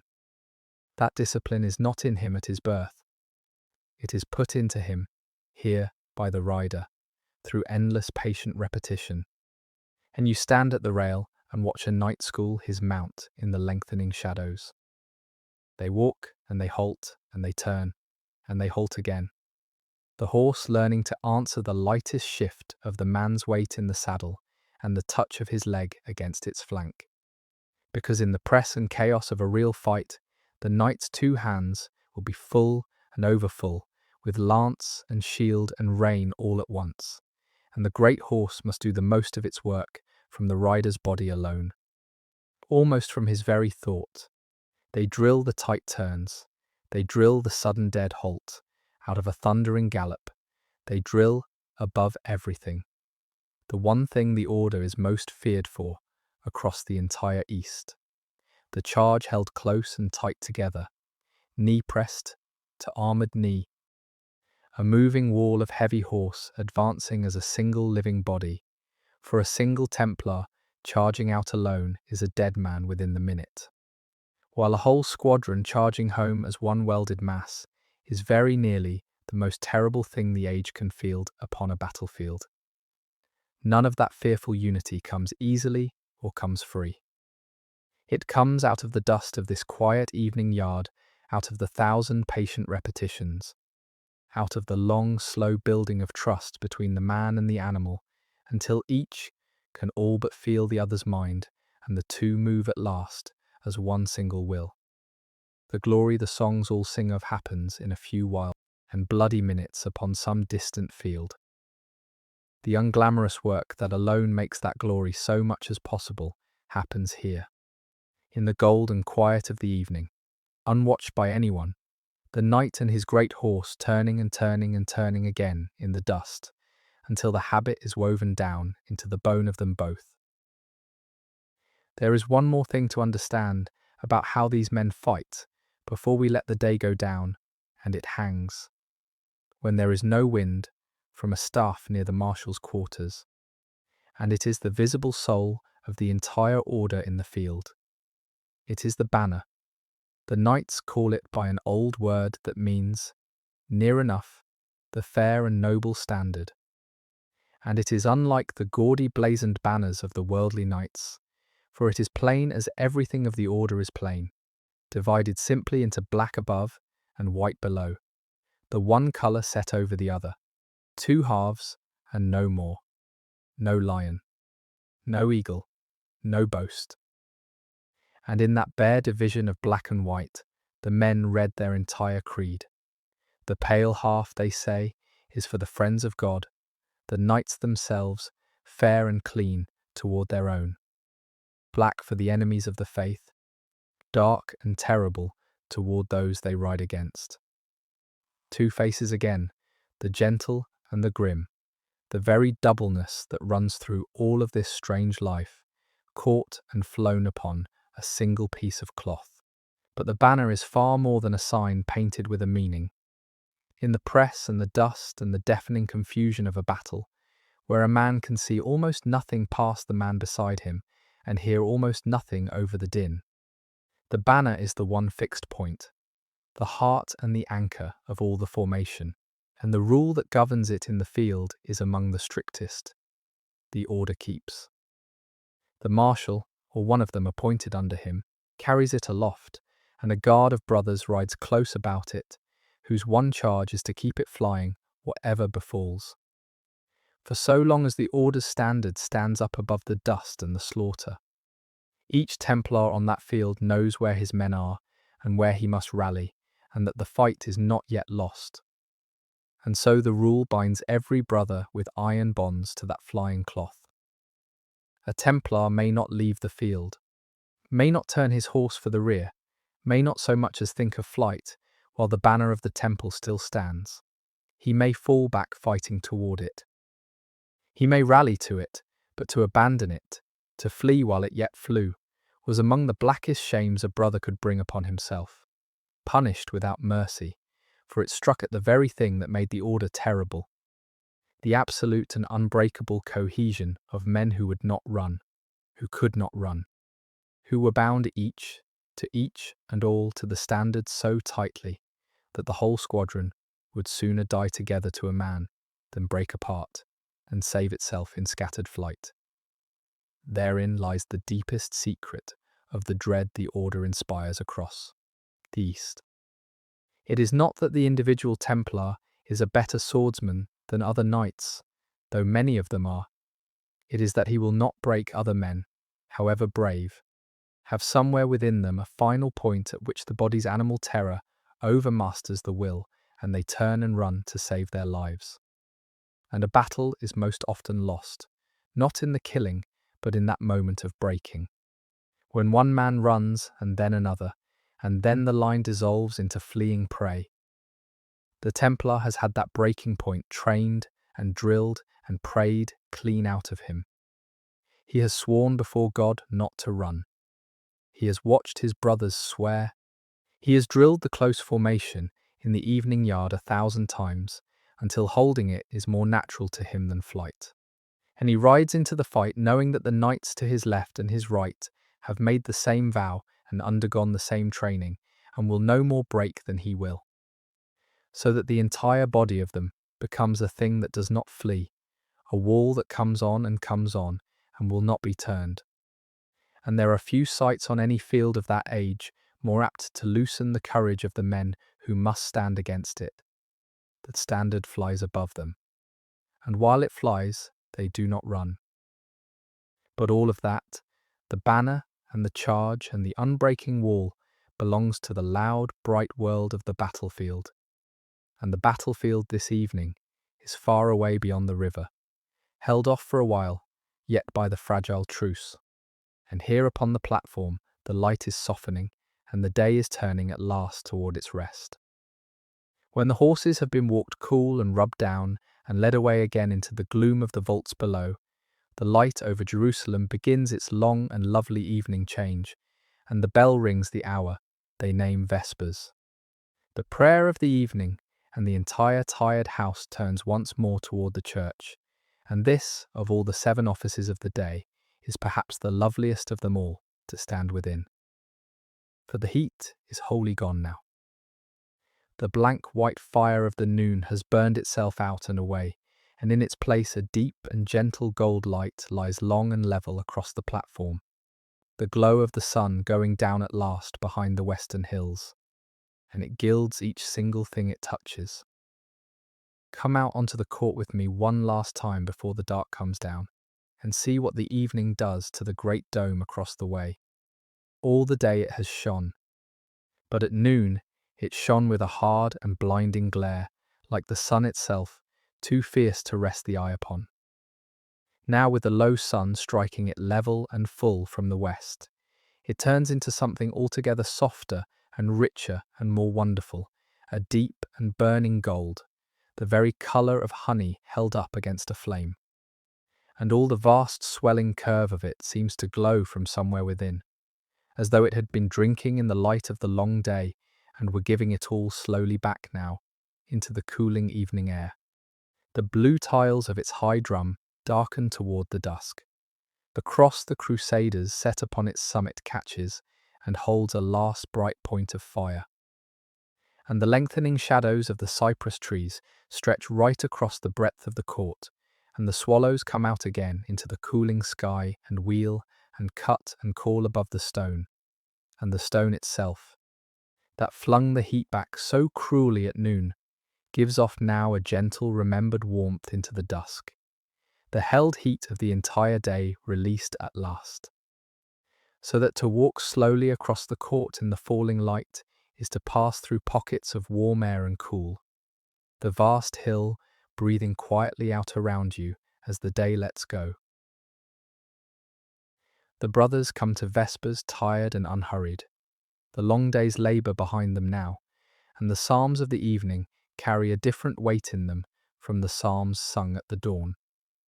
The morning office sang of beginnings, of a God who brings his servants up safe out of the night and sets them down whole into the new day. The evening office sings of endings, of shelter sought and found, of a day's hard work laid down at last, and a night's rest asked for, of the soul commending itself quietly into safekeeping as the dark draws on. The chant fills the dim church, and through the high windows the last of the gold light comes slanting in long bars across the pillars, thick and slow with the floating dust of the entire day. And the candles are lit again, one by one, as the daylight fails outside, and the mighty pillared hall that began this entire story in the deep blackness of Matins comes round again, now toward the dark, the long wheel of the day turning down at last toward its rest. There is a deep peace in an evening office that a tired body feels in its very bones. The peace of the harbour finally reached, the labour finally done, the safe enclosure of the night drawing close around the soul, and the brethren feel it and sing down into it, and you feel it with them. The whole day from the night bell to this very moment gathered up and offered and gently let go. And as Vespers ends, a change comes over the entire house, quiet but complete. And it is worth your understanding because it shapes all that is left of the night. The temple keeps what the older monks before it always called the Great Silence, and it begins now with the falling of the evening, and it holds unbroken until the Mass of the morning. From this hour, the brethren do not speak at all, save only for the very gravest of needs, and even the modest permitted speech of the working day, the low murmur over the kitchen pots, the soft word to a restless horse, falls away into stillness. The house, which was never a loud place, goes truly and deeply still, the settled quiet of a community, drawing inward upon itself for the night. And into that quiet, the last few duties of the day are done without a word, by sign and by long unthinking habit in the last of the failing glow. The brothers take their evening meal in this great silence, the lighter of the day's two meals, only bread and what was left over from the noon, eaten plainly and without lingering, while the reader's voice, the one voice still suffered to sound, carries out over the bent heads as it did at the midday board. But all the mood of it is changed from the meal of noon. Then the day still stretched ahead of them, full and hot and heavy with work to be done. Now the day is very nearly behind them. And the silence at the evening board is the easy stillness of tired men come near the end of their labour, grateful for the bread and for the rest that is coming. And the reader's voice falling over them is somehow gentler in the dusk.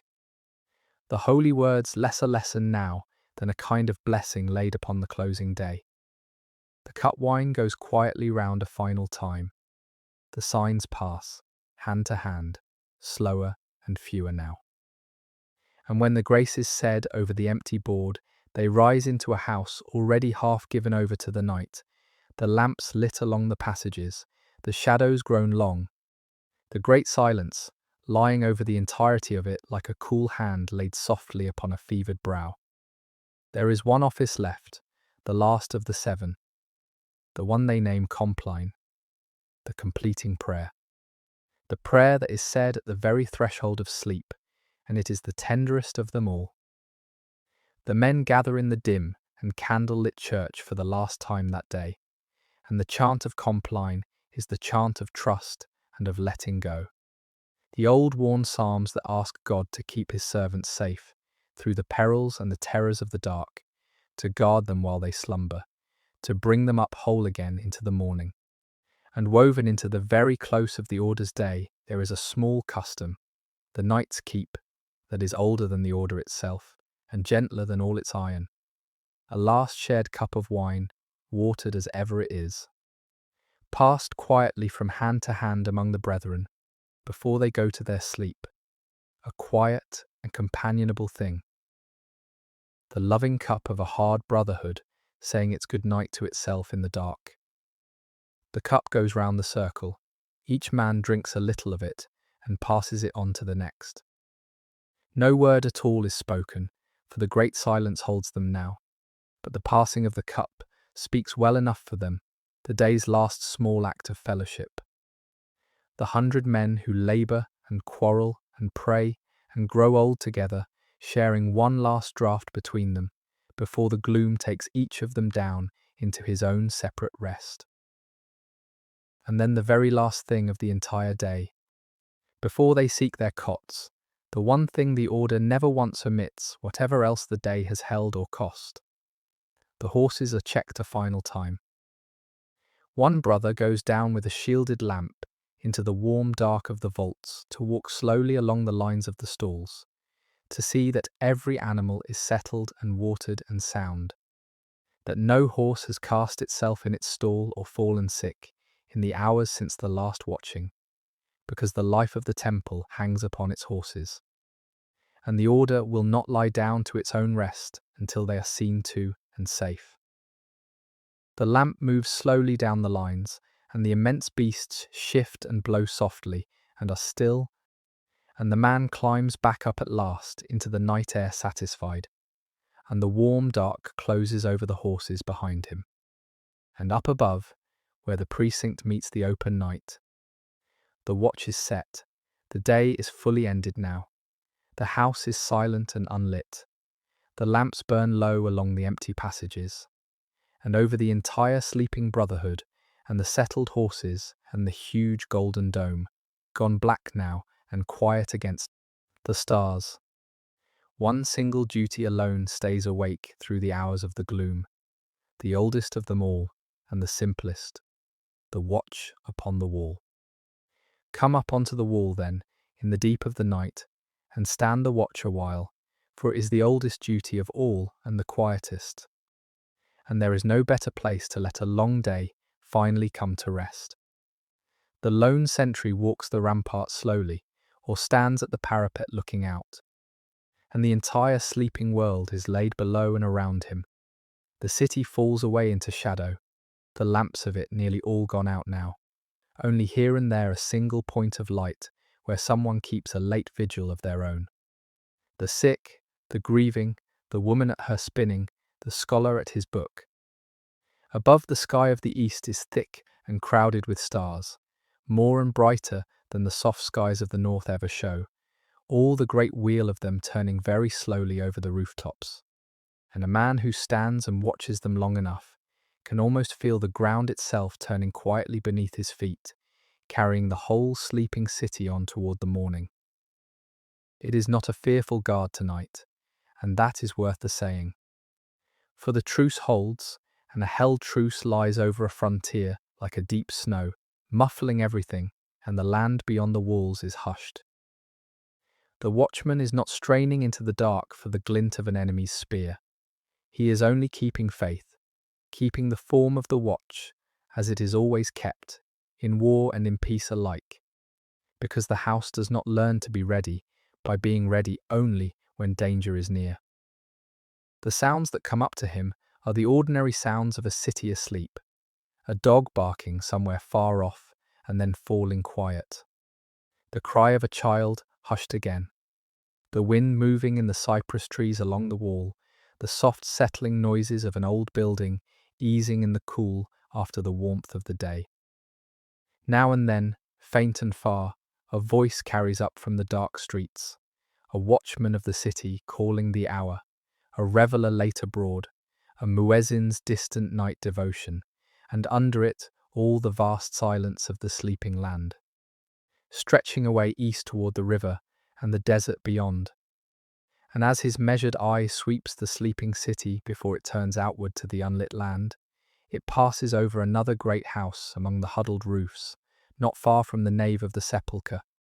And he knows it well, for it belongs to the only men in the world who live a life the mirror of his own.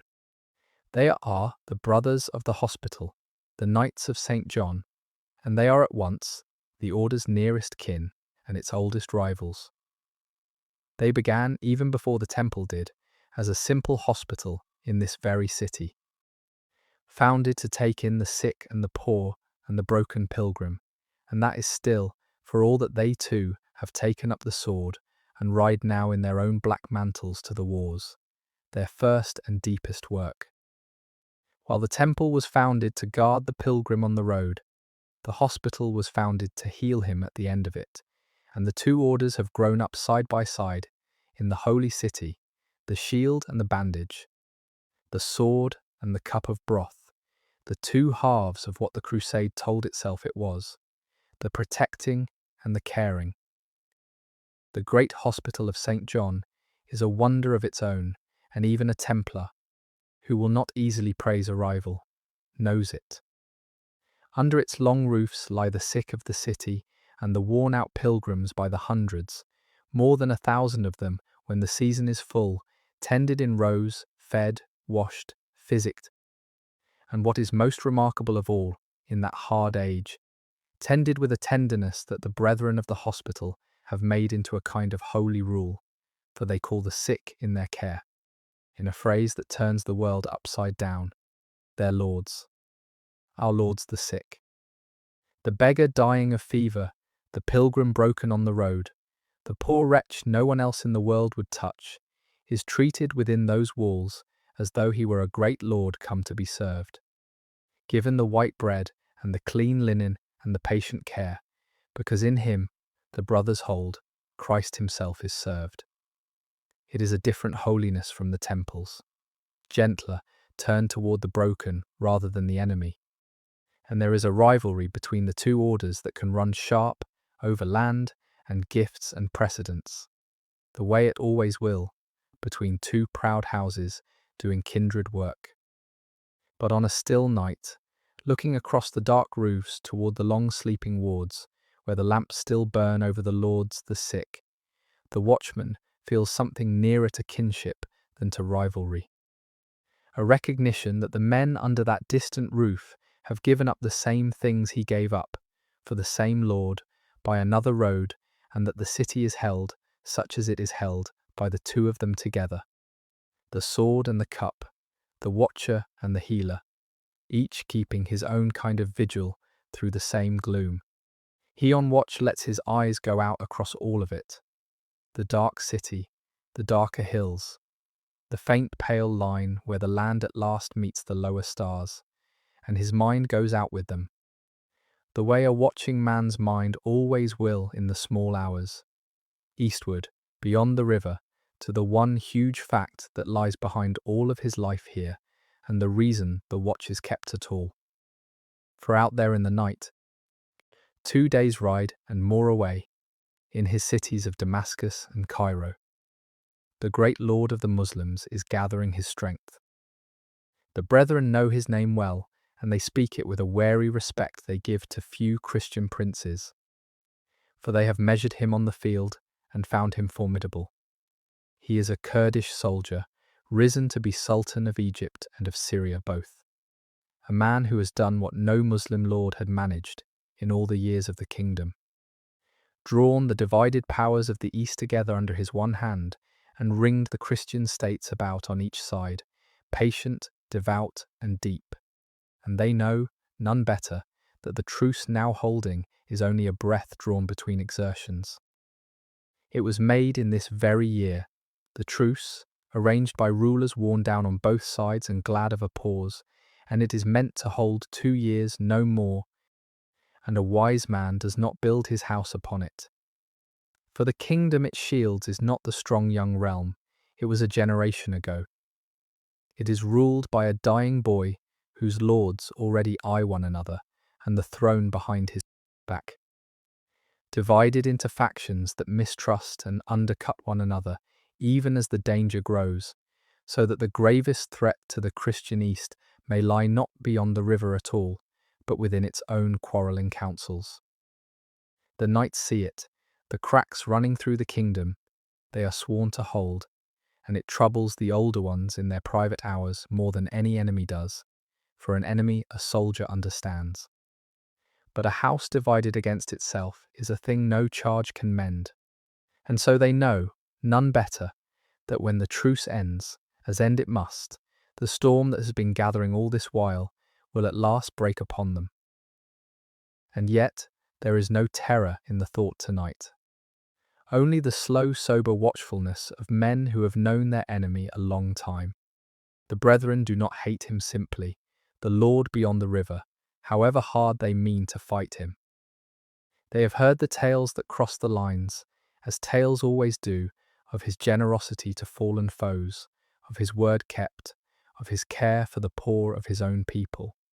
And a fighting man cannot help a grudging respect for such things in an adversary. Even an adversary he is sworn to destroy. He is the dark half of their world made flesh. The enemy the entire order exists to stand against. And on some night not far off the wall, they now keep so peacefully, will be a wall of fire, and the truce will be a memory, and the gathering storm will have come. But that is not tonight. Tonight the truce holds, and the land lies quiet under the turning stars, and the great enemy is only a thought in a watching man's mind, far off in the friendly dark.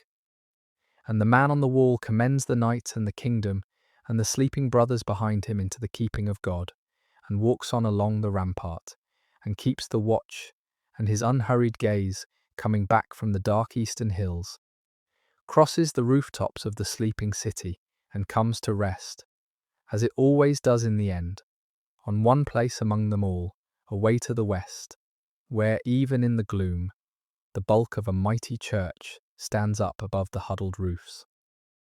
It is the holiest place in all the world to the men of his faith, the sanctuary the knights call the sepulchre, raised over the tomb in which the body of Christ was laid, and from which, they hold, he rose.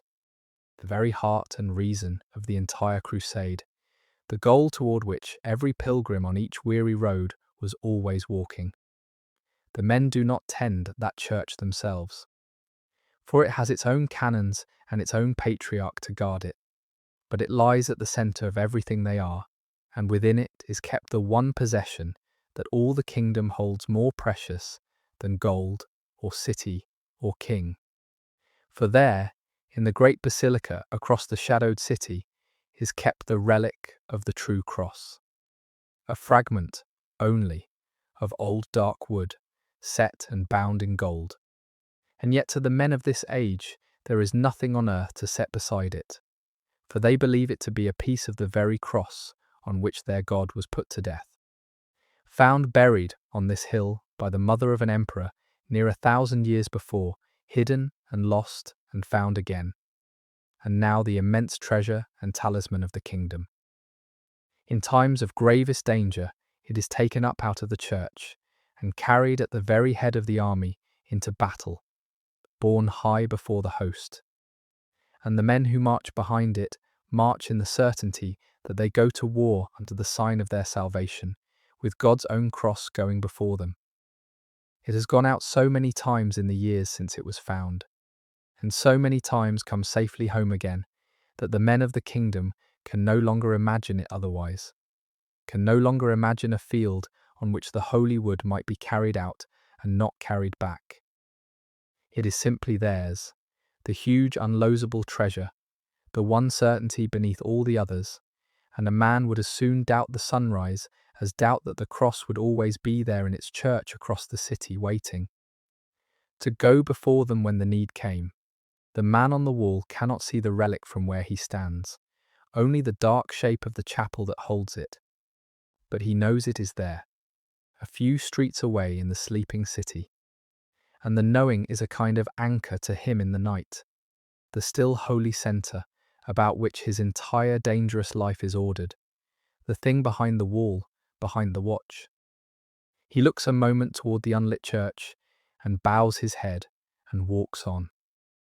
While the brother walks his slow round upon the wall, let your own mind widen out beyond the city altogether, for this great house upon the Temple Mount, vast as it is only one house of many, the eastern tip of a thing that reaches now clear across all of the Christian world.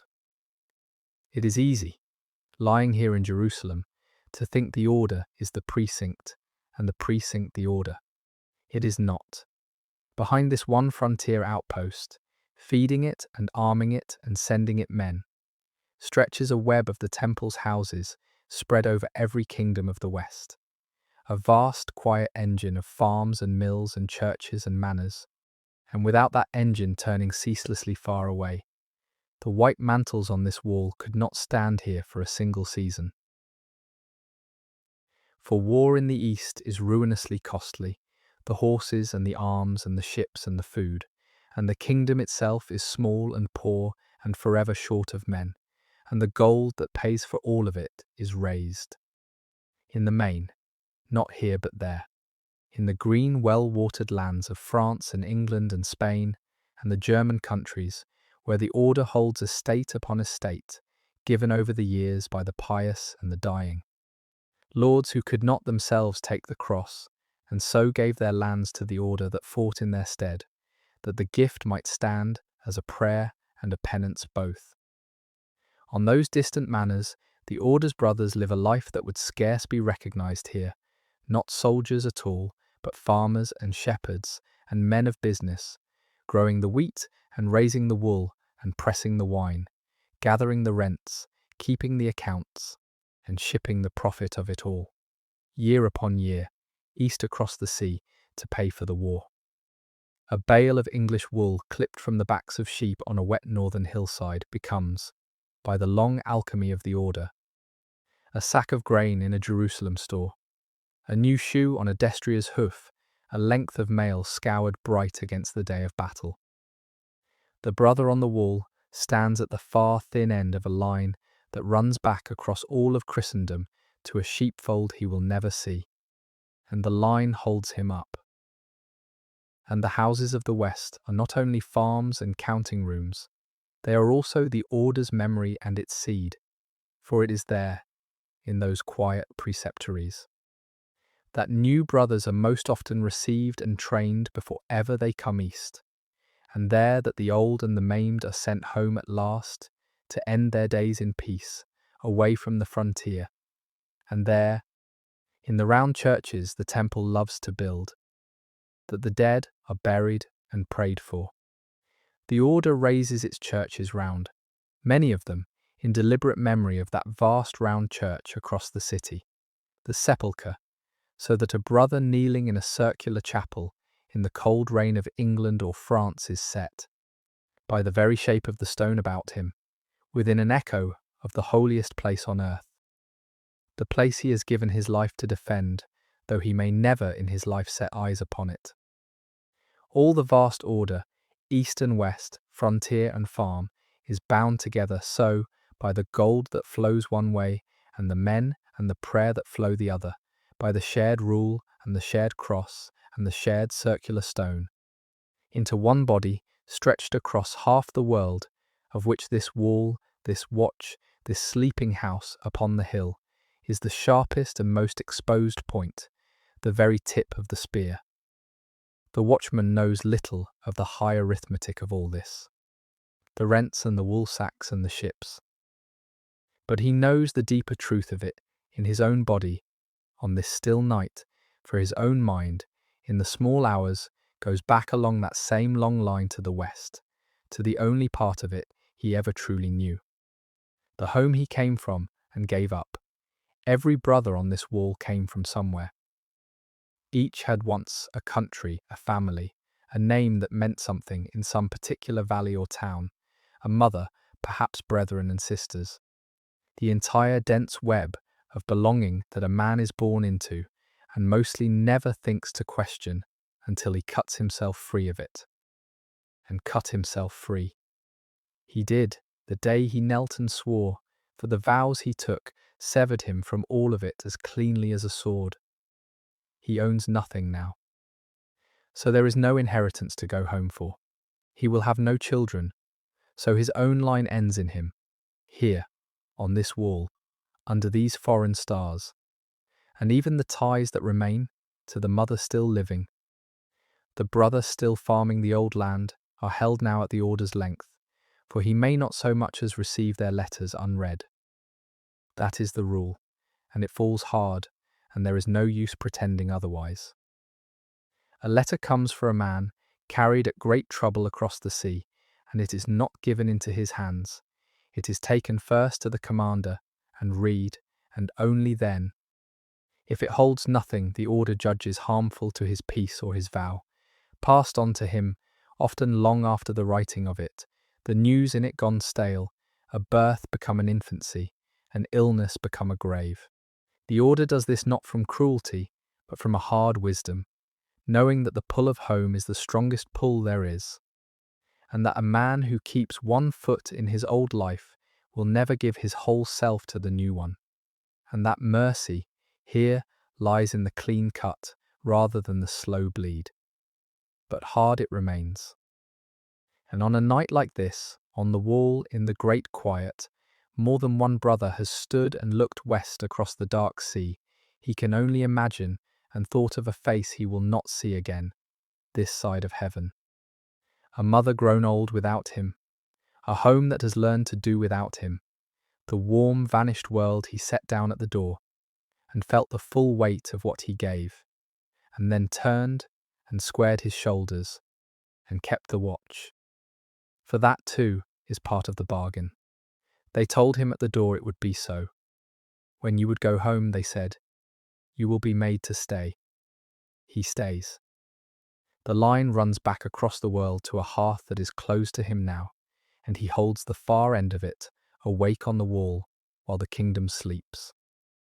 Before the night carries us all the way down into sleep, look closely, while you still can, at the man himself, at the very look of the man keeping the watch, for even the order's care of a man's own body and face is shaped by the rule, and tells you something. He wears a beard. Nearly all of them do, and it is no accident or mere neglect, but a thing the order chose. For the worldly knights of the West in this age went mostly clean-shaven and trimmed and curled, fussing over their appearance as over everything else. And the brethren of the temple set themselves deliberately apart from all that vanity by letting the beard grow. The hair of the head, by contrast, they keep cropped short and plain. The one rule frames the other. The beard left long, the hair cut close, the entire arrangement saying without words that here is a man who has given up the looking-glass, who does not primp or preen, who has handed the keeping of his own body over to the order along with everything else, and no longer fusses over how he appears to the eyes of the world. For the body in the temple's hard reckoning is nothing to be adored or adorned. It is a tool given to a man for the service of God, to be kept clean and sound and serviceable exactly as the male is kept and the horse is kept, and no more cherished than they. The man washes, for cleanliness is part of soundness, and the East teaches even hard northern men the worth of water on the skin, but he does not pamper. He keeps himself fit and strong, for a soft soldier is a dead one. But he does not admire his own strength. He is forbidden the soft bed and the fine cloth, and the curled hair, and the perfumes, and the entire apparatus by which the men of his birth in the outside world made a pleasure and a pride of their own flesh. And in giving all that up, he is set free. The order would say, from one of the heaviest of the chains that bind a worldly man, the endless anxious tending of the self, the mirror's tyranny. He is plainer for it, and rougher, and he knows it, and he counts the roughness a kind of cleanliness of the soul. The beard grows, the hair stays short, the body is a tool. And the man inside it turns his care toward the one thing the precinct holds worth caring for above all others, which is not the body at all, but the soul it carries, and the long account that the soul must one day render. For that, in the end, beneath the horses and the gold and the wall and the watch, is what the entirety of this strange life is truly about. And it is worth saying plainly as the night deepens, because without it none of the rest makes sense. These men did not give up home and wealth and women and their very wills for the kingdom of Jerusalem, or for the king, or even, in the last reckoning, for the order itself. They gave it all up for their own salvation. They lived, each one of them, in the shadow of a certainty the modern world has half forgotten, the certainty of the judgment to come, the unshakable knowledge that this short life was a brief and dangerous passage, and that beyond its end lay heaven to be won or lost forever, and that a fighting man, a man whose entire trade was blood, stood in particular and terrible peril of losing it. For how shall a man who kills be saved? And here the order offered them the most precious thing it had, more precious even than bread or brotherhood, a way through the holy war. The churchman taught was not like the world's other wars. To fight and die in it was not to add to the burden of a soul, but to lift it, for the violence of it was turned to God's own purpose. The defense of his holy places and his pilgrim people, and a man who gave his life in that cause, died. They were promised with his sins forgiven, and went straight and clean to the reward. The very sword that had damned the worldly knight became, in the order, the instrument of his salvation. The killing that would have sent him down, done here, under the cross, for the faith, sent him up. It is hard, from a gentler age, to feel the full force of what that promise meant to a man who carried the weight of blood already on his soul and feared the fire to come. It meant everything. It meant that he could take the one thing he knew how to, the terrible thing, and make of it a ladder to heaven. And so he knelt at the door and swore the vows, and took the hard bed and the fasting and the obedience and the exile, not as a price too heavy, but as a bargain almost too good to believe. His salvation bought back, at the cost of his comfort, the holy war, his road home to God. The man on the wall believes it, simply and wholly, the way he believes the stars are above him. It is why he is here. It is why he can stand the watch on a frontier, far from everything he loved and feel, under the loneliness, a deep and settled peace. He is not lost out here in the gloom. He is on the one road that leads home, the long way round by Jerusalem, and the watch he keeps is a station on it, and every hard hour of it is laid up. He trusts where neither rust nor thief can reach, against the account that he will render at the last.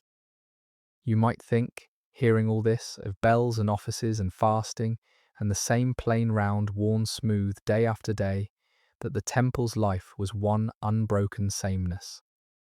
Each day the very twin of the last, and for the most part you would be right, for the strength of the life lay in its sameness, in the wearing of one groove so deep that a man could walk it in his slumber.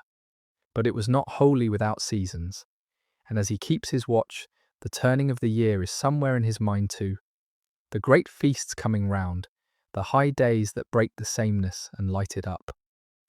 For the order kept all the calendar of the church, and the calendar of the church is a wheel of dark and bright, of fasting and of feasting, turning through the turning year. There are the long fasts, the weeks of Lent before Easter, and the weeks of Advent before Christmas, when even the order's plain table grows plainer, and the meat is set aside, and they lean into the hunger as a discipline of the soul. And then, breaking upon the fast like sunrise, the great feasts themselves. And on those days the rule itself unbends a little, and there is meat upon the board where there would not be, and the offices are sung with a fuller solemnity, and a kind of gladness, carefully held but real, moves through the house. Christmas in the Holy City, when the brothers keep the birth of their Lord a few miles only from the very town where the old stories say he was born. Easter above all, the huge feast of the rising, kept in Jerusalem at the very place of it. When the whole city fills with pilgrims, come for the holy season, and the great church of the sepulchre blazes with light, and the bells ring out across the rooftops, and the long sorrow of Lent breaks at last into the joy of the empty tomb. To keep Easter in Jerusalem, in the very streets where the thing itself was held to have happened, was a privilege men crossed the world and spent their fortunes merely to taste once, and the brethren had it every year. The holiest days of the calendar kept upon the holiest ground on earth, and even the hardest of them felt the weight and the wonder of that. And woven through the turning year, brighter for the order than for most, was the love of one particular figure, for the temple held a deep and tender devotion to the Mother of God, to Mary, and her feasts were kept with special care, and her name was on the lips of men who had sworn off all other women forever. There is something to ponder in that, in a brotherhood of celibate soldiers who had renounced wife and mother and sister and daughter and each earthly woman, pouring out all of their starved tenderness toward the one woman the rule allowed them to love. The Queen of Heaven, gentle, merciful, the intercessor who might speak for a rough soldier at the dreadful judgment when his own deeds could not. She was their lady, in the courtly language of the age that they had given up, but never quite forgotten. And they her sworn knights, and in her the hard life found a place for the gentleness it otherwise had no room for. The year turned through her feasts as through the others, the fasts and the festivals, the dark weeks and the bright days, and the round of the single day that you have followed from the night bell to this watch was set, all the while, within that larger, slower wheel of the year, turning above it like the slow stars above the city, so that no day was quite identical to another, after all, each one coloured by the season it fell in. The entire life moving forward, not in a flat line, but in these vast, patient circles. The day within the week, within the year, within the long, slow round of a man's entire life in the order, from the day he knelt at the door to the day they carried him out to the plain grave. And under all of it, holding the entire strange edifice up, the day and the season and the lifetime alike, was the one thing we have not yet named outright, though you have felt it in every room we have entered. The brotherhood itself. The men. What these men were, in the end, to one another. For strip away the gold and the wall and the holy war and the high theology of the soul, and what is left, what one of them actually lived inside hour by hour, was this company of other men, the 100 faces in the dormitory, the pair he shared his bowl with, the brother on the next horse in the line, the old man he tended in the infirmary, all the close band of them, bound together more tightly than most men of blood ever are. For consider what they shared. They had each made the same impossible surrender at the same kind of door. They had each given up the same things, home and wealth and woman and will, and so each knew without a word needing to be said exactly what the others carried and exactly what it cost, in a way no one who had not done it ever could. They ate together, prayed together, laboured together, slept in one hall under one lamp, rose to the same bell in the same dark, and would, when the truce broke, ride knee to knee into the same danger and very likely die within sight of one another. A man's brothers in the order were the only family he had left in all the world, for he had cut away the other, and the temple knew it and meant it so. That the love a man would have spent on a wife and sons, dammed up and turned aside, should flow instead into the brotherhood and bind it close. And it did.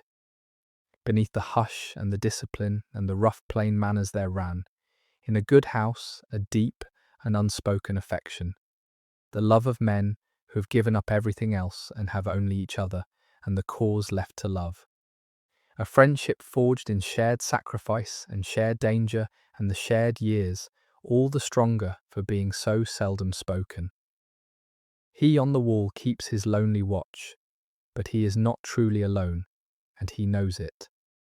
Behind him in the dark, the 100 sleep whom he would die for, and who would die for him, his brothers, his family, the only one he has, and the watch he keeps, is kept for them, and that is enough, and more than enough, to hold a man steady through the longest night. The night is at its deepest now, the hour furthest from both the dusk behind and the dawn ahead, the still heart of the dark. And the brother on the wall has walked his round many times, and the city below him has long since gone wholly to rest, and the great wheel of stars has turned a quarter of its slow turn across the sky since he came up. It will not be so very long now before the bell rings again, the same small clear bell that woke you at the very beginning of this evening, calling the brethren up out of their sleep and into the dim church for Matins. The night office, and the whole patient round will begin once more, exactly as it began before, exactly as it will begin tomorrow and the day after and the turning year after that. The bell, the church, the chant, the horses in the dark, the dawn, the labour, the silence, the heat, the gold evening, the cup, the watch and the bell again, over and over, the days falling into the weeks and the weeks into the years, the most ordered and unhurried life that the violent age could show. There is a deep peace in that turning that is hard to find anywhere in the lay world, and the sentry on the wall feels it most of all in this stillest hour, when there is nothing to do but keep faith and watch the stars wheel and wait for the bell. Out beyond the river the great enemy gathers, and the truce is only a held breath, and a day is coming, though no man on this wall can know how near, when the bright kingdom will be tested in fire, and this very precinct will pass out of Christian hands, and the chant that has filled the old pillared church for 60 years will fall silent, and the building will become again what it was before. A mosque, the cross taken down from the golden dome across the court, the men gone. All of that is coming, and it is near, nearer than any of them dreams. But it is not here tonight. Tonight the truce holds, and the city sleeps safe, and the chant still rises in its hours, and the bread is still given at the gate, and the watch is still kept, and the entire ordered, beautiful round still turns. And perhaps that is the truest reason to treasure a night like this one, precisely because such peace never lasts, because the held breath must one day be let go, because nothing so finely made and so hardly kept endures forever under the turning stars. The brother does not know the end is coming. He keeps the watch as though the round would turn forever. And in his not knowing, in his simple, faithful keeping of the night as if it would never end, there is something more peaceful still. The deep rest of a man who has given his entire life into hands he trusts and need not, any longer, carry the weight of tomorrow himself. So let the watch be kept, and the stars wheel, and the bell wait a while, yet in its tower, and let us come down, at last, you and I, from the wall and the long day, into the quiet of the sleeping house, and think, before we too let go of the waking world, on the entire strange, beautiful thing we have walked through this evening, and on what, in the end, it was. For it was a strange thing, this, stranger, the longer you look at it, the soldier who was also a monk, the killer who lived like a hermit. The two halves of the medieval soul that no one had ever thought to join before, and few would ever join again. The prayer and the sword, the cloister and the charge, bound together in one man under one plain white mantle. The age had had its monks, who fled the world entirely to save themselves in stillness. And the age had had its knights, who lived wholly within it, and gloried in its violence and its pride. The temple took the two and welded them, and made a man who fled the world and fought it both at once, who owned nothing and guarded treasure, who had sworn off all blood and trained each day for war, who was as poor as a beggar and as feared as a king, who knelt in the straw to clean a horse's hoof in the dark before dawn and would ride, when the day came, knee to knee into the heart of a battle and not turn back while the order's banner flew. And the deep secret of it, the thing that made the contradiction hold together instead of tearing the man apart, was the one we have come to last of all. It was the soul. Everything in the life, every hour of it, the bell and the bowl and the silence and the watch, was bent toward the one end of saving the soul, the man's own, and through the guarding of the holy places and the holy war, the salvation of all Christendom besides. The monk's half of him laboured for it by prayer and poverty and obedience. The soldier's half saved it by giving his body to the holy war. And the two halves that should have pulled against each other, pulled instead the very same way toward the same heaven, by the two roads at once, so that the harder he prayed and the harder he fought, the surer his salvation grew. And the man was made entire by the very thing that should have split him, his single overmastering care for his soul. That is why he could slumber so soundly on his plank in the great dark hall.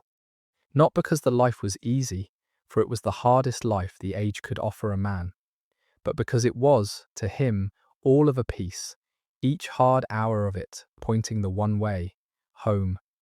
And a man whose every hour points one way, however hard the way, sleeps the sleep of the untroubled, the deep rest of a soldier who knows exactly where his duty lies and has laid himself down inside it.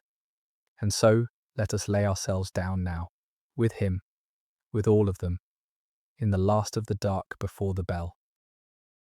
Come down off the wall with me, softly, down the worn stone stair, along the still passage where the one lamp burns low and steady, as it has burned all night and will burn until the morning, and back into the long, quiet hall where the knights sleep. The watch goes on without us, kept by another, faithful in the dark. We need not carry it now. We may set it down. There is your cot, waiting, just where you left it. The coarse, warm blanket folded back, the straw bolster, the small space that is yours among the 100 others. Lie down on it. Let the wood take your weight. You are still in your clothes, as they all are, your boots set ready by your hand, but you need not think of that now. Need not think of rising. Need not think of anything at all. For the watch is kept, and the horses are settled, and the gate is barred, and all the great house lies safe around you in the gloom. There is nothing left tonight that you must do. There is nowhere you must be. The day is fully ended. Every hour of it sung and laboured and lived, and now there is only the rest, and you have earned it, and it is allowed. Listen, as you lie there, to the breathing of the hall. 100 men asleep around you, the slow, even tide of their breath, rising and falling, in and out, the sound of bodies wholly at rest, and your own breath, without your asking it to, beginning to fall into the same unhurried rhythm, in and out, slower and deeper, the way breath does at the edge of slumber. The lamp at the far end of the hall throws its small, unwavering amber light, and the shadows of the cots lie long and still along the wall, and they do not move, and nothing moves. And the air is cool and dry, and smells faintly of stone and tallow, and somewhere far below, beneath the floor, the warm dark holds the sleeping horses, and somewhere far above, beyond the roof, the great wheel of stars turns on toward a morning that is still hours away, and need not be thought of yet. Let the day go, let it all go, gently, the way the brethren have taught us, who are masters of the laying down of things. Let go of the bell in the dark, and the chill floor of the nave, and the chant rising and falling among the pillars.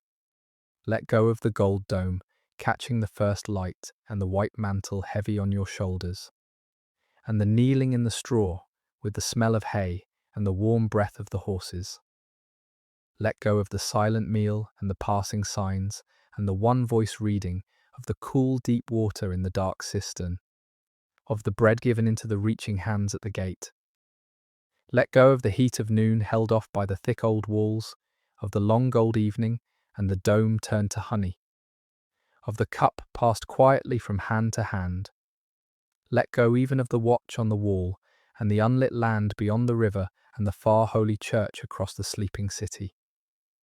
You need hold none of it now. It is all there, still, kept safe, the entire turning round of it, and it will be there in the morning, and the morning will come when it comes, and the bell will ring when it rings. And none of it is yours to carry through the night. There is only this: the narrow cot, and the warm, coarse blanket, and the unhurried breathing of the hall, and the one small, steady glow that will not go out. The deep peace of a place where everything has its hour and its place, where nothing is hurried and nothing is wasted, and no more is asked of you that you cannot give. The peace of the men who learned long before we came among them. The great secret of rest, that a man sleeps soundest not who has the softest bed, but who has laid his whole burden down. Who knows his watch is kept by faithful hands, who is at peace with his God and his brothers and the long road home, and who has nothing left at the close of the day to fear or to finish or to keep. Your eyes are heavy now, let them close. There is no bell for hours yet, and when it comes it will not be for you are only a traveller here, a guest of one night in this old and ordered house. And you may sleep the night clean through while the men keep their hours about you in the dark, and slip away in the morning as quietly as you came, carrying away only the memory of it. The strange and beautiful and far-away peace of the warrior monks of the temple, on their hill, in their holy city, in the last still years before the storm. Let it carry you down. The breathing of the hall, slow and even. The soft amber light, steady and warm. The deep stone stillness, holding you, down and down and down, into the soft dark, where the chant of the night office still turns, somewhere far below, faint as a tide heard from far inland, and grows fainter, and softer, and further away, until it is only a warmth, and then only a stillness, and then only sleep. Before I leave you to it, and I will be very quiet now, I want only to say this, the once, and softly. If this evening together was a kind you would like to find your way back to, on another night when sleep is slow in coming, then I will be here, and so will the others. The hushed nights inside other centuries and other lives. Everything you have seen tonight was built, as faithfully as I could build it, out of the real life of these men, the rule they truly kept, the hours they truly sang, the bread they truly gave, drawn together into one night so that you might walk through it from the inside. The watchman is each brother who ever kept that watch. And if you would like to leave a small word behind you before you slumber, telling me where in the world you are lying tonight and what hour it has reached where you are, I will look through them in the morning. And I will think of you, out there in the dark. One more soul resting easy for a little while inside a story. That is all. Stay as long as you like. The light will not go out. Sleep well. Stay warm. Be kind to the people in your house. And I will see you in the next one.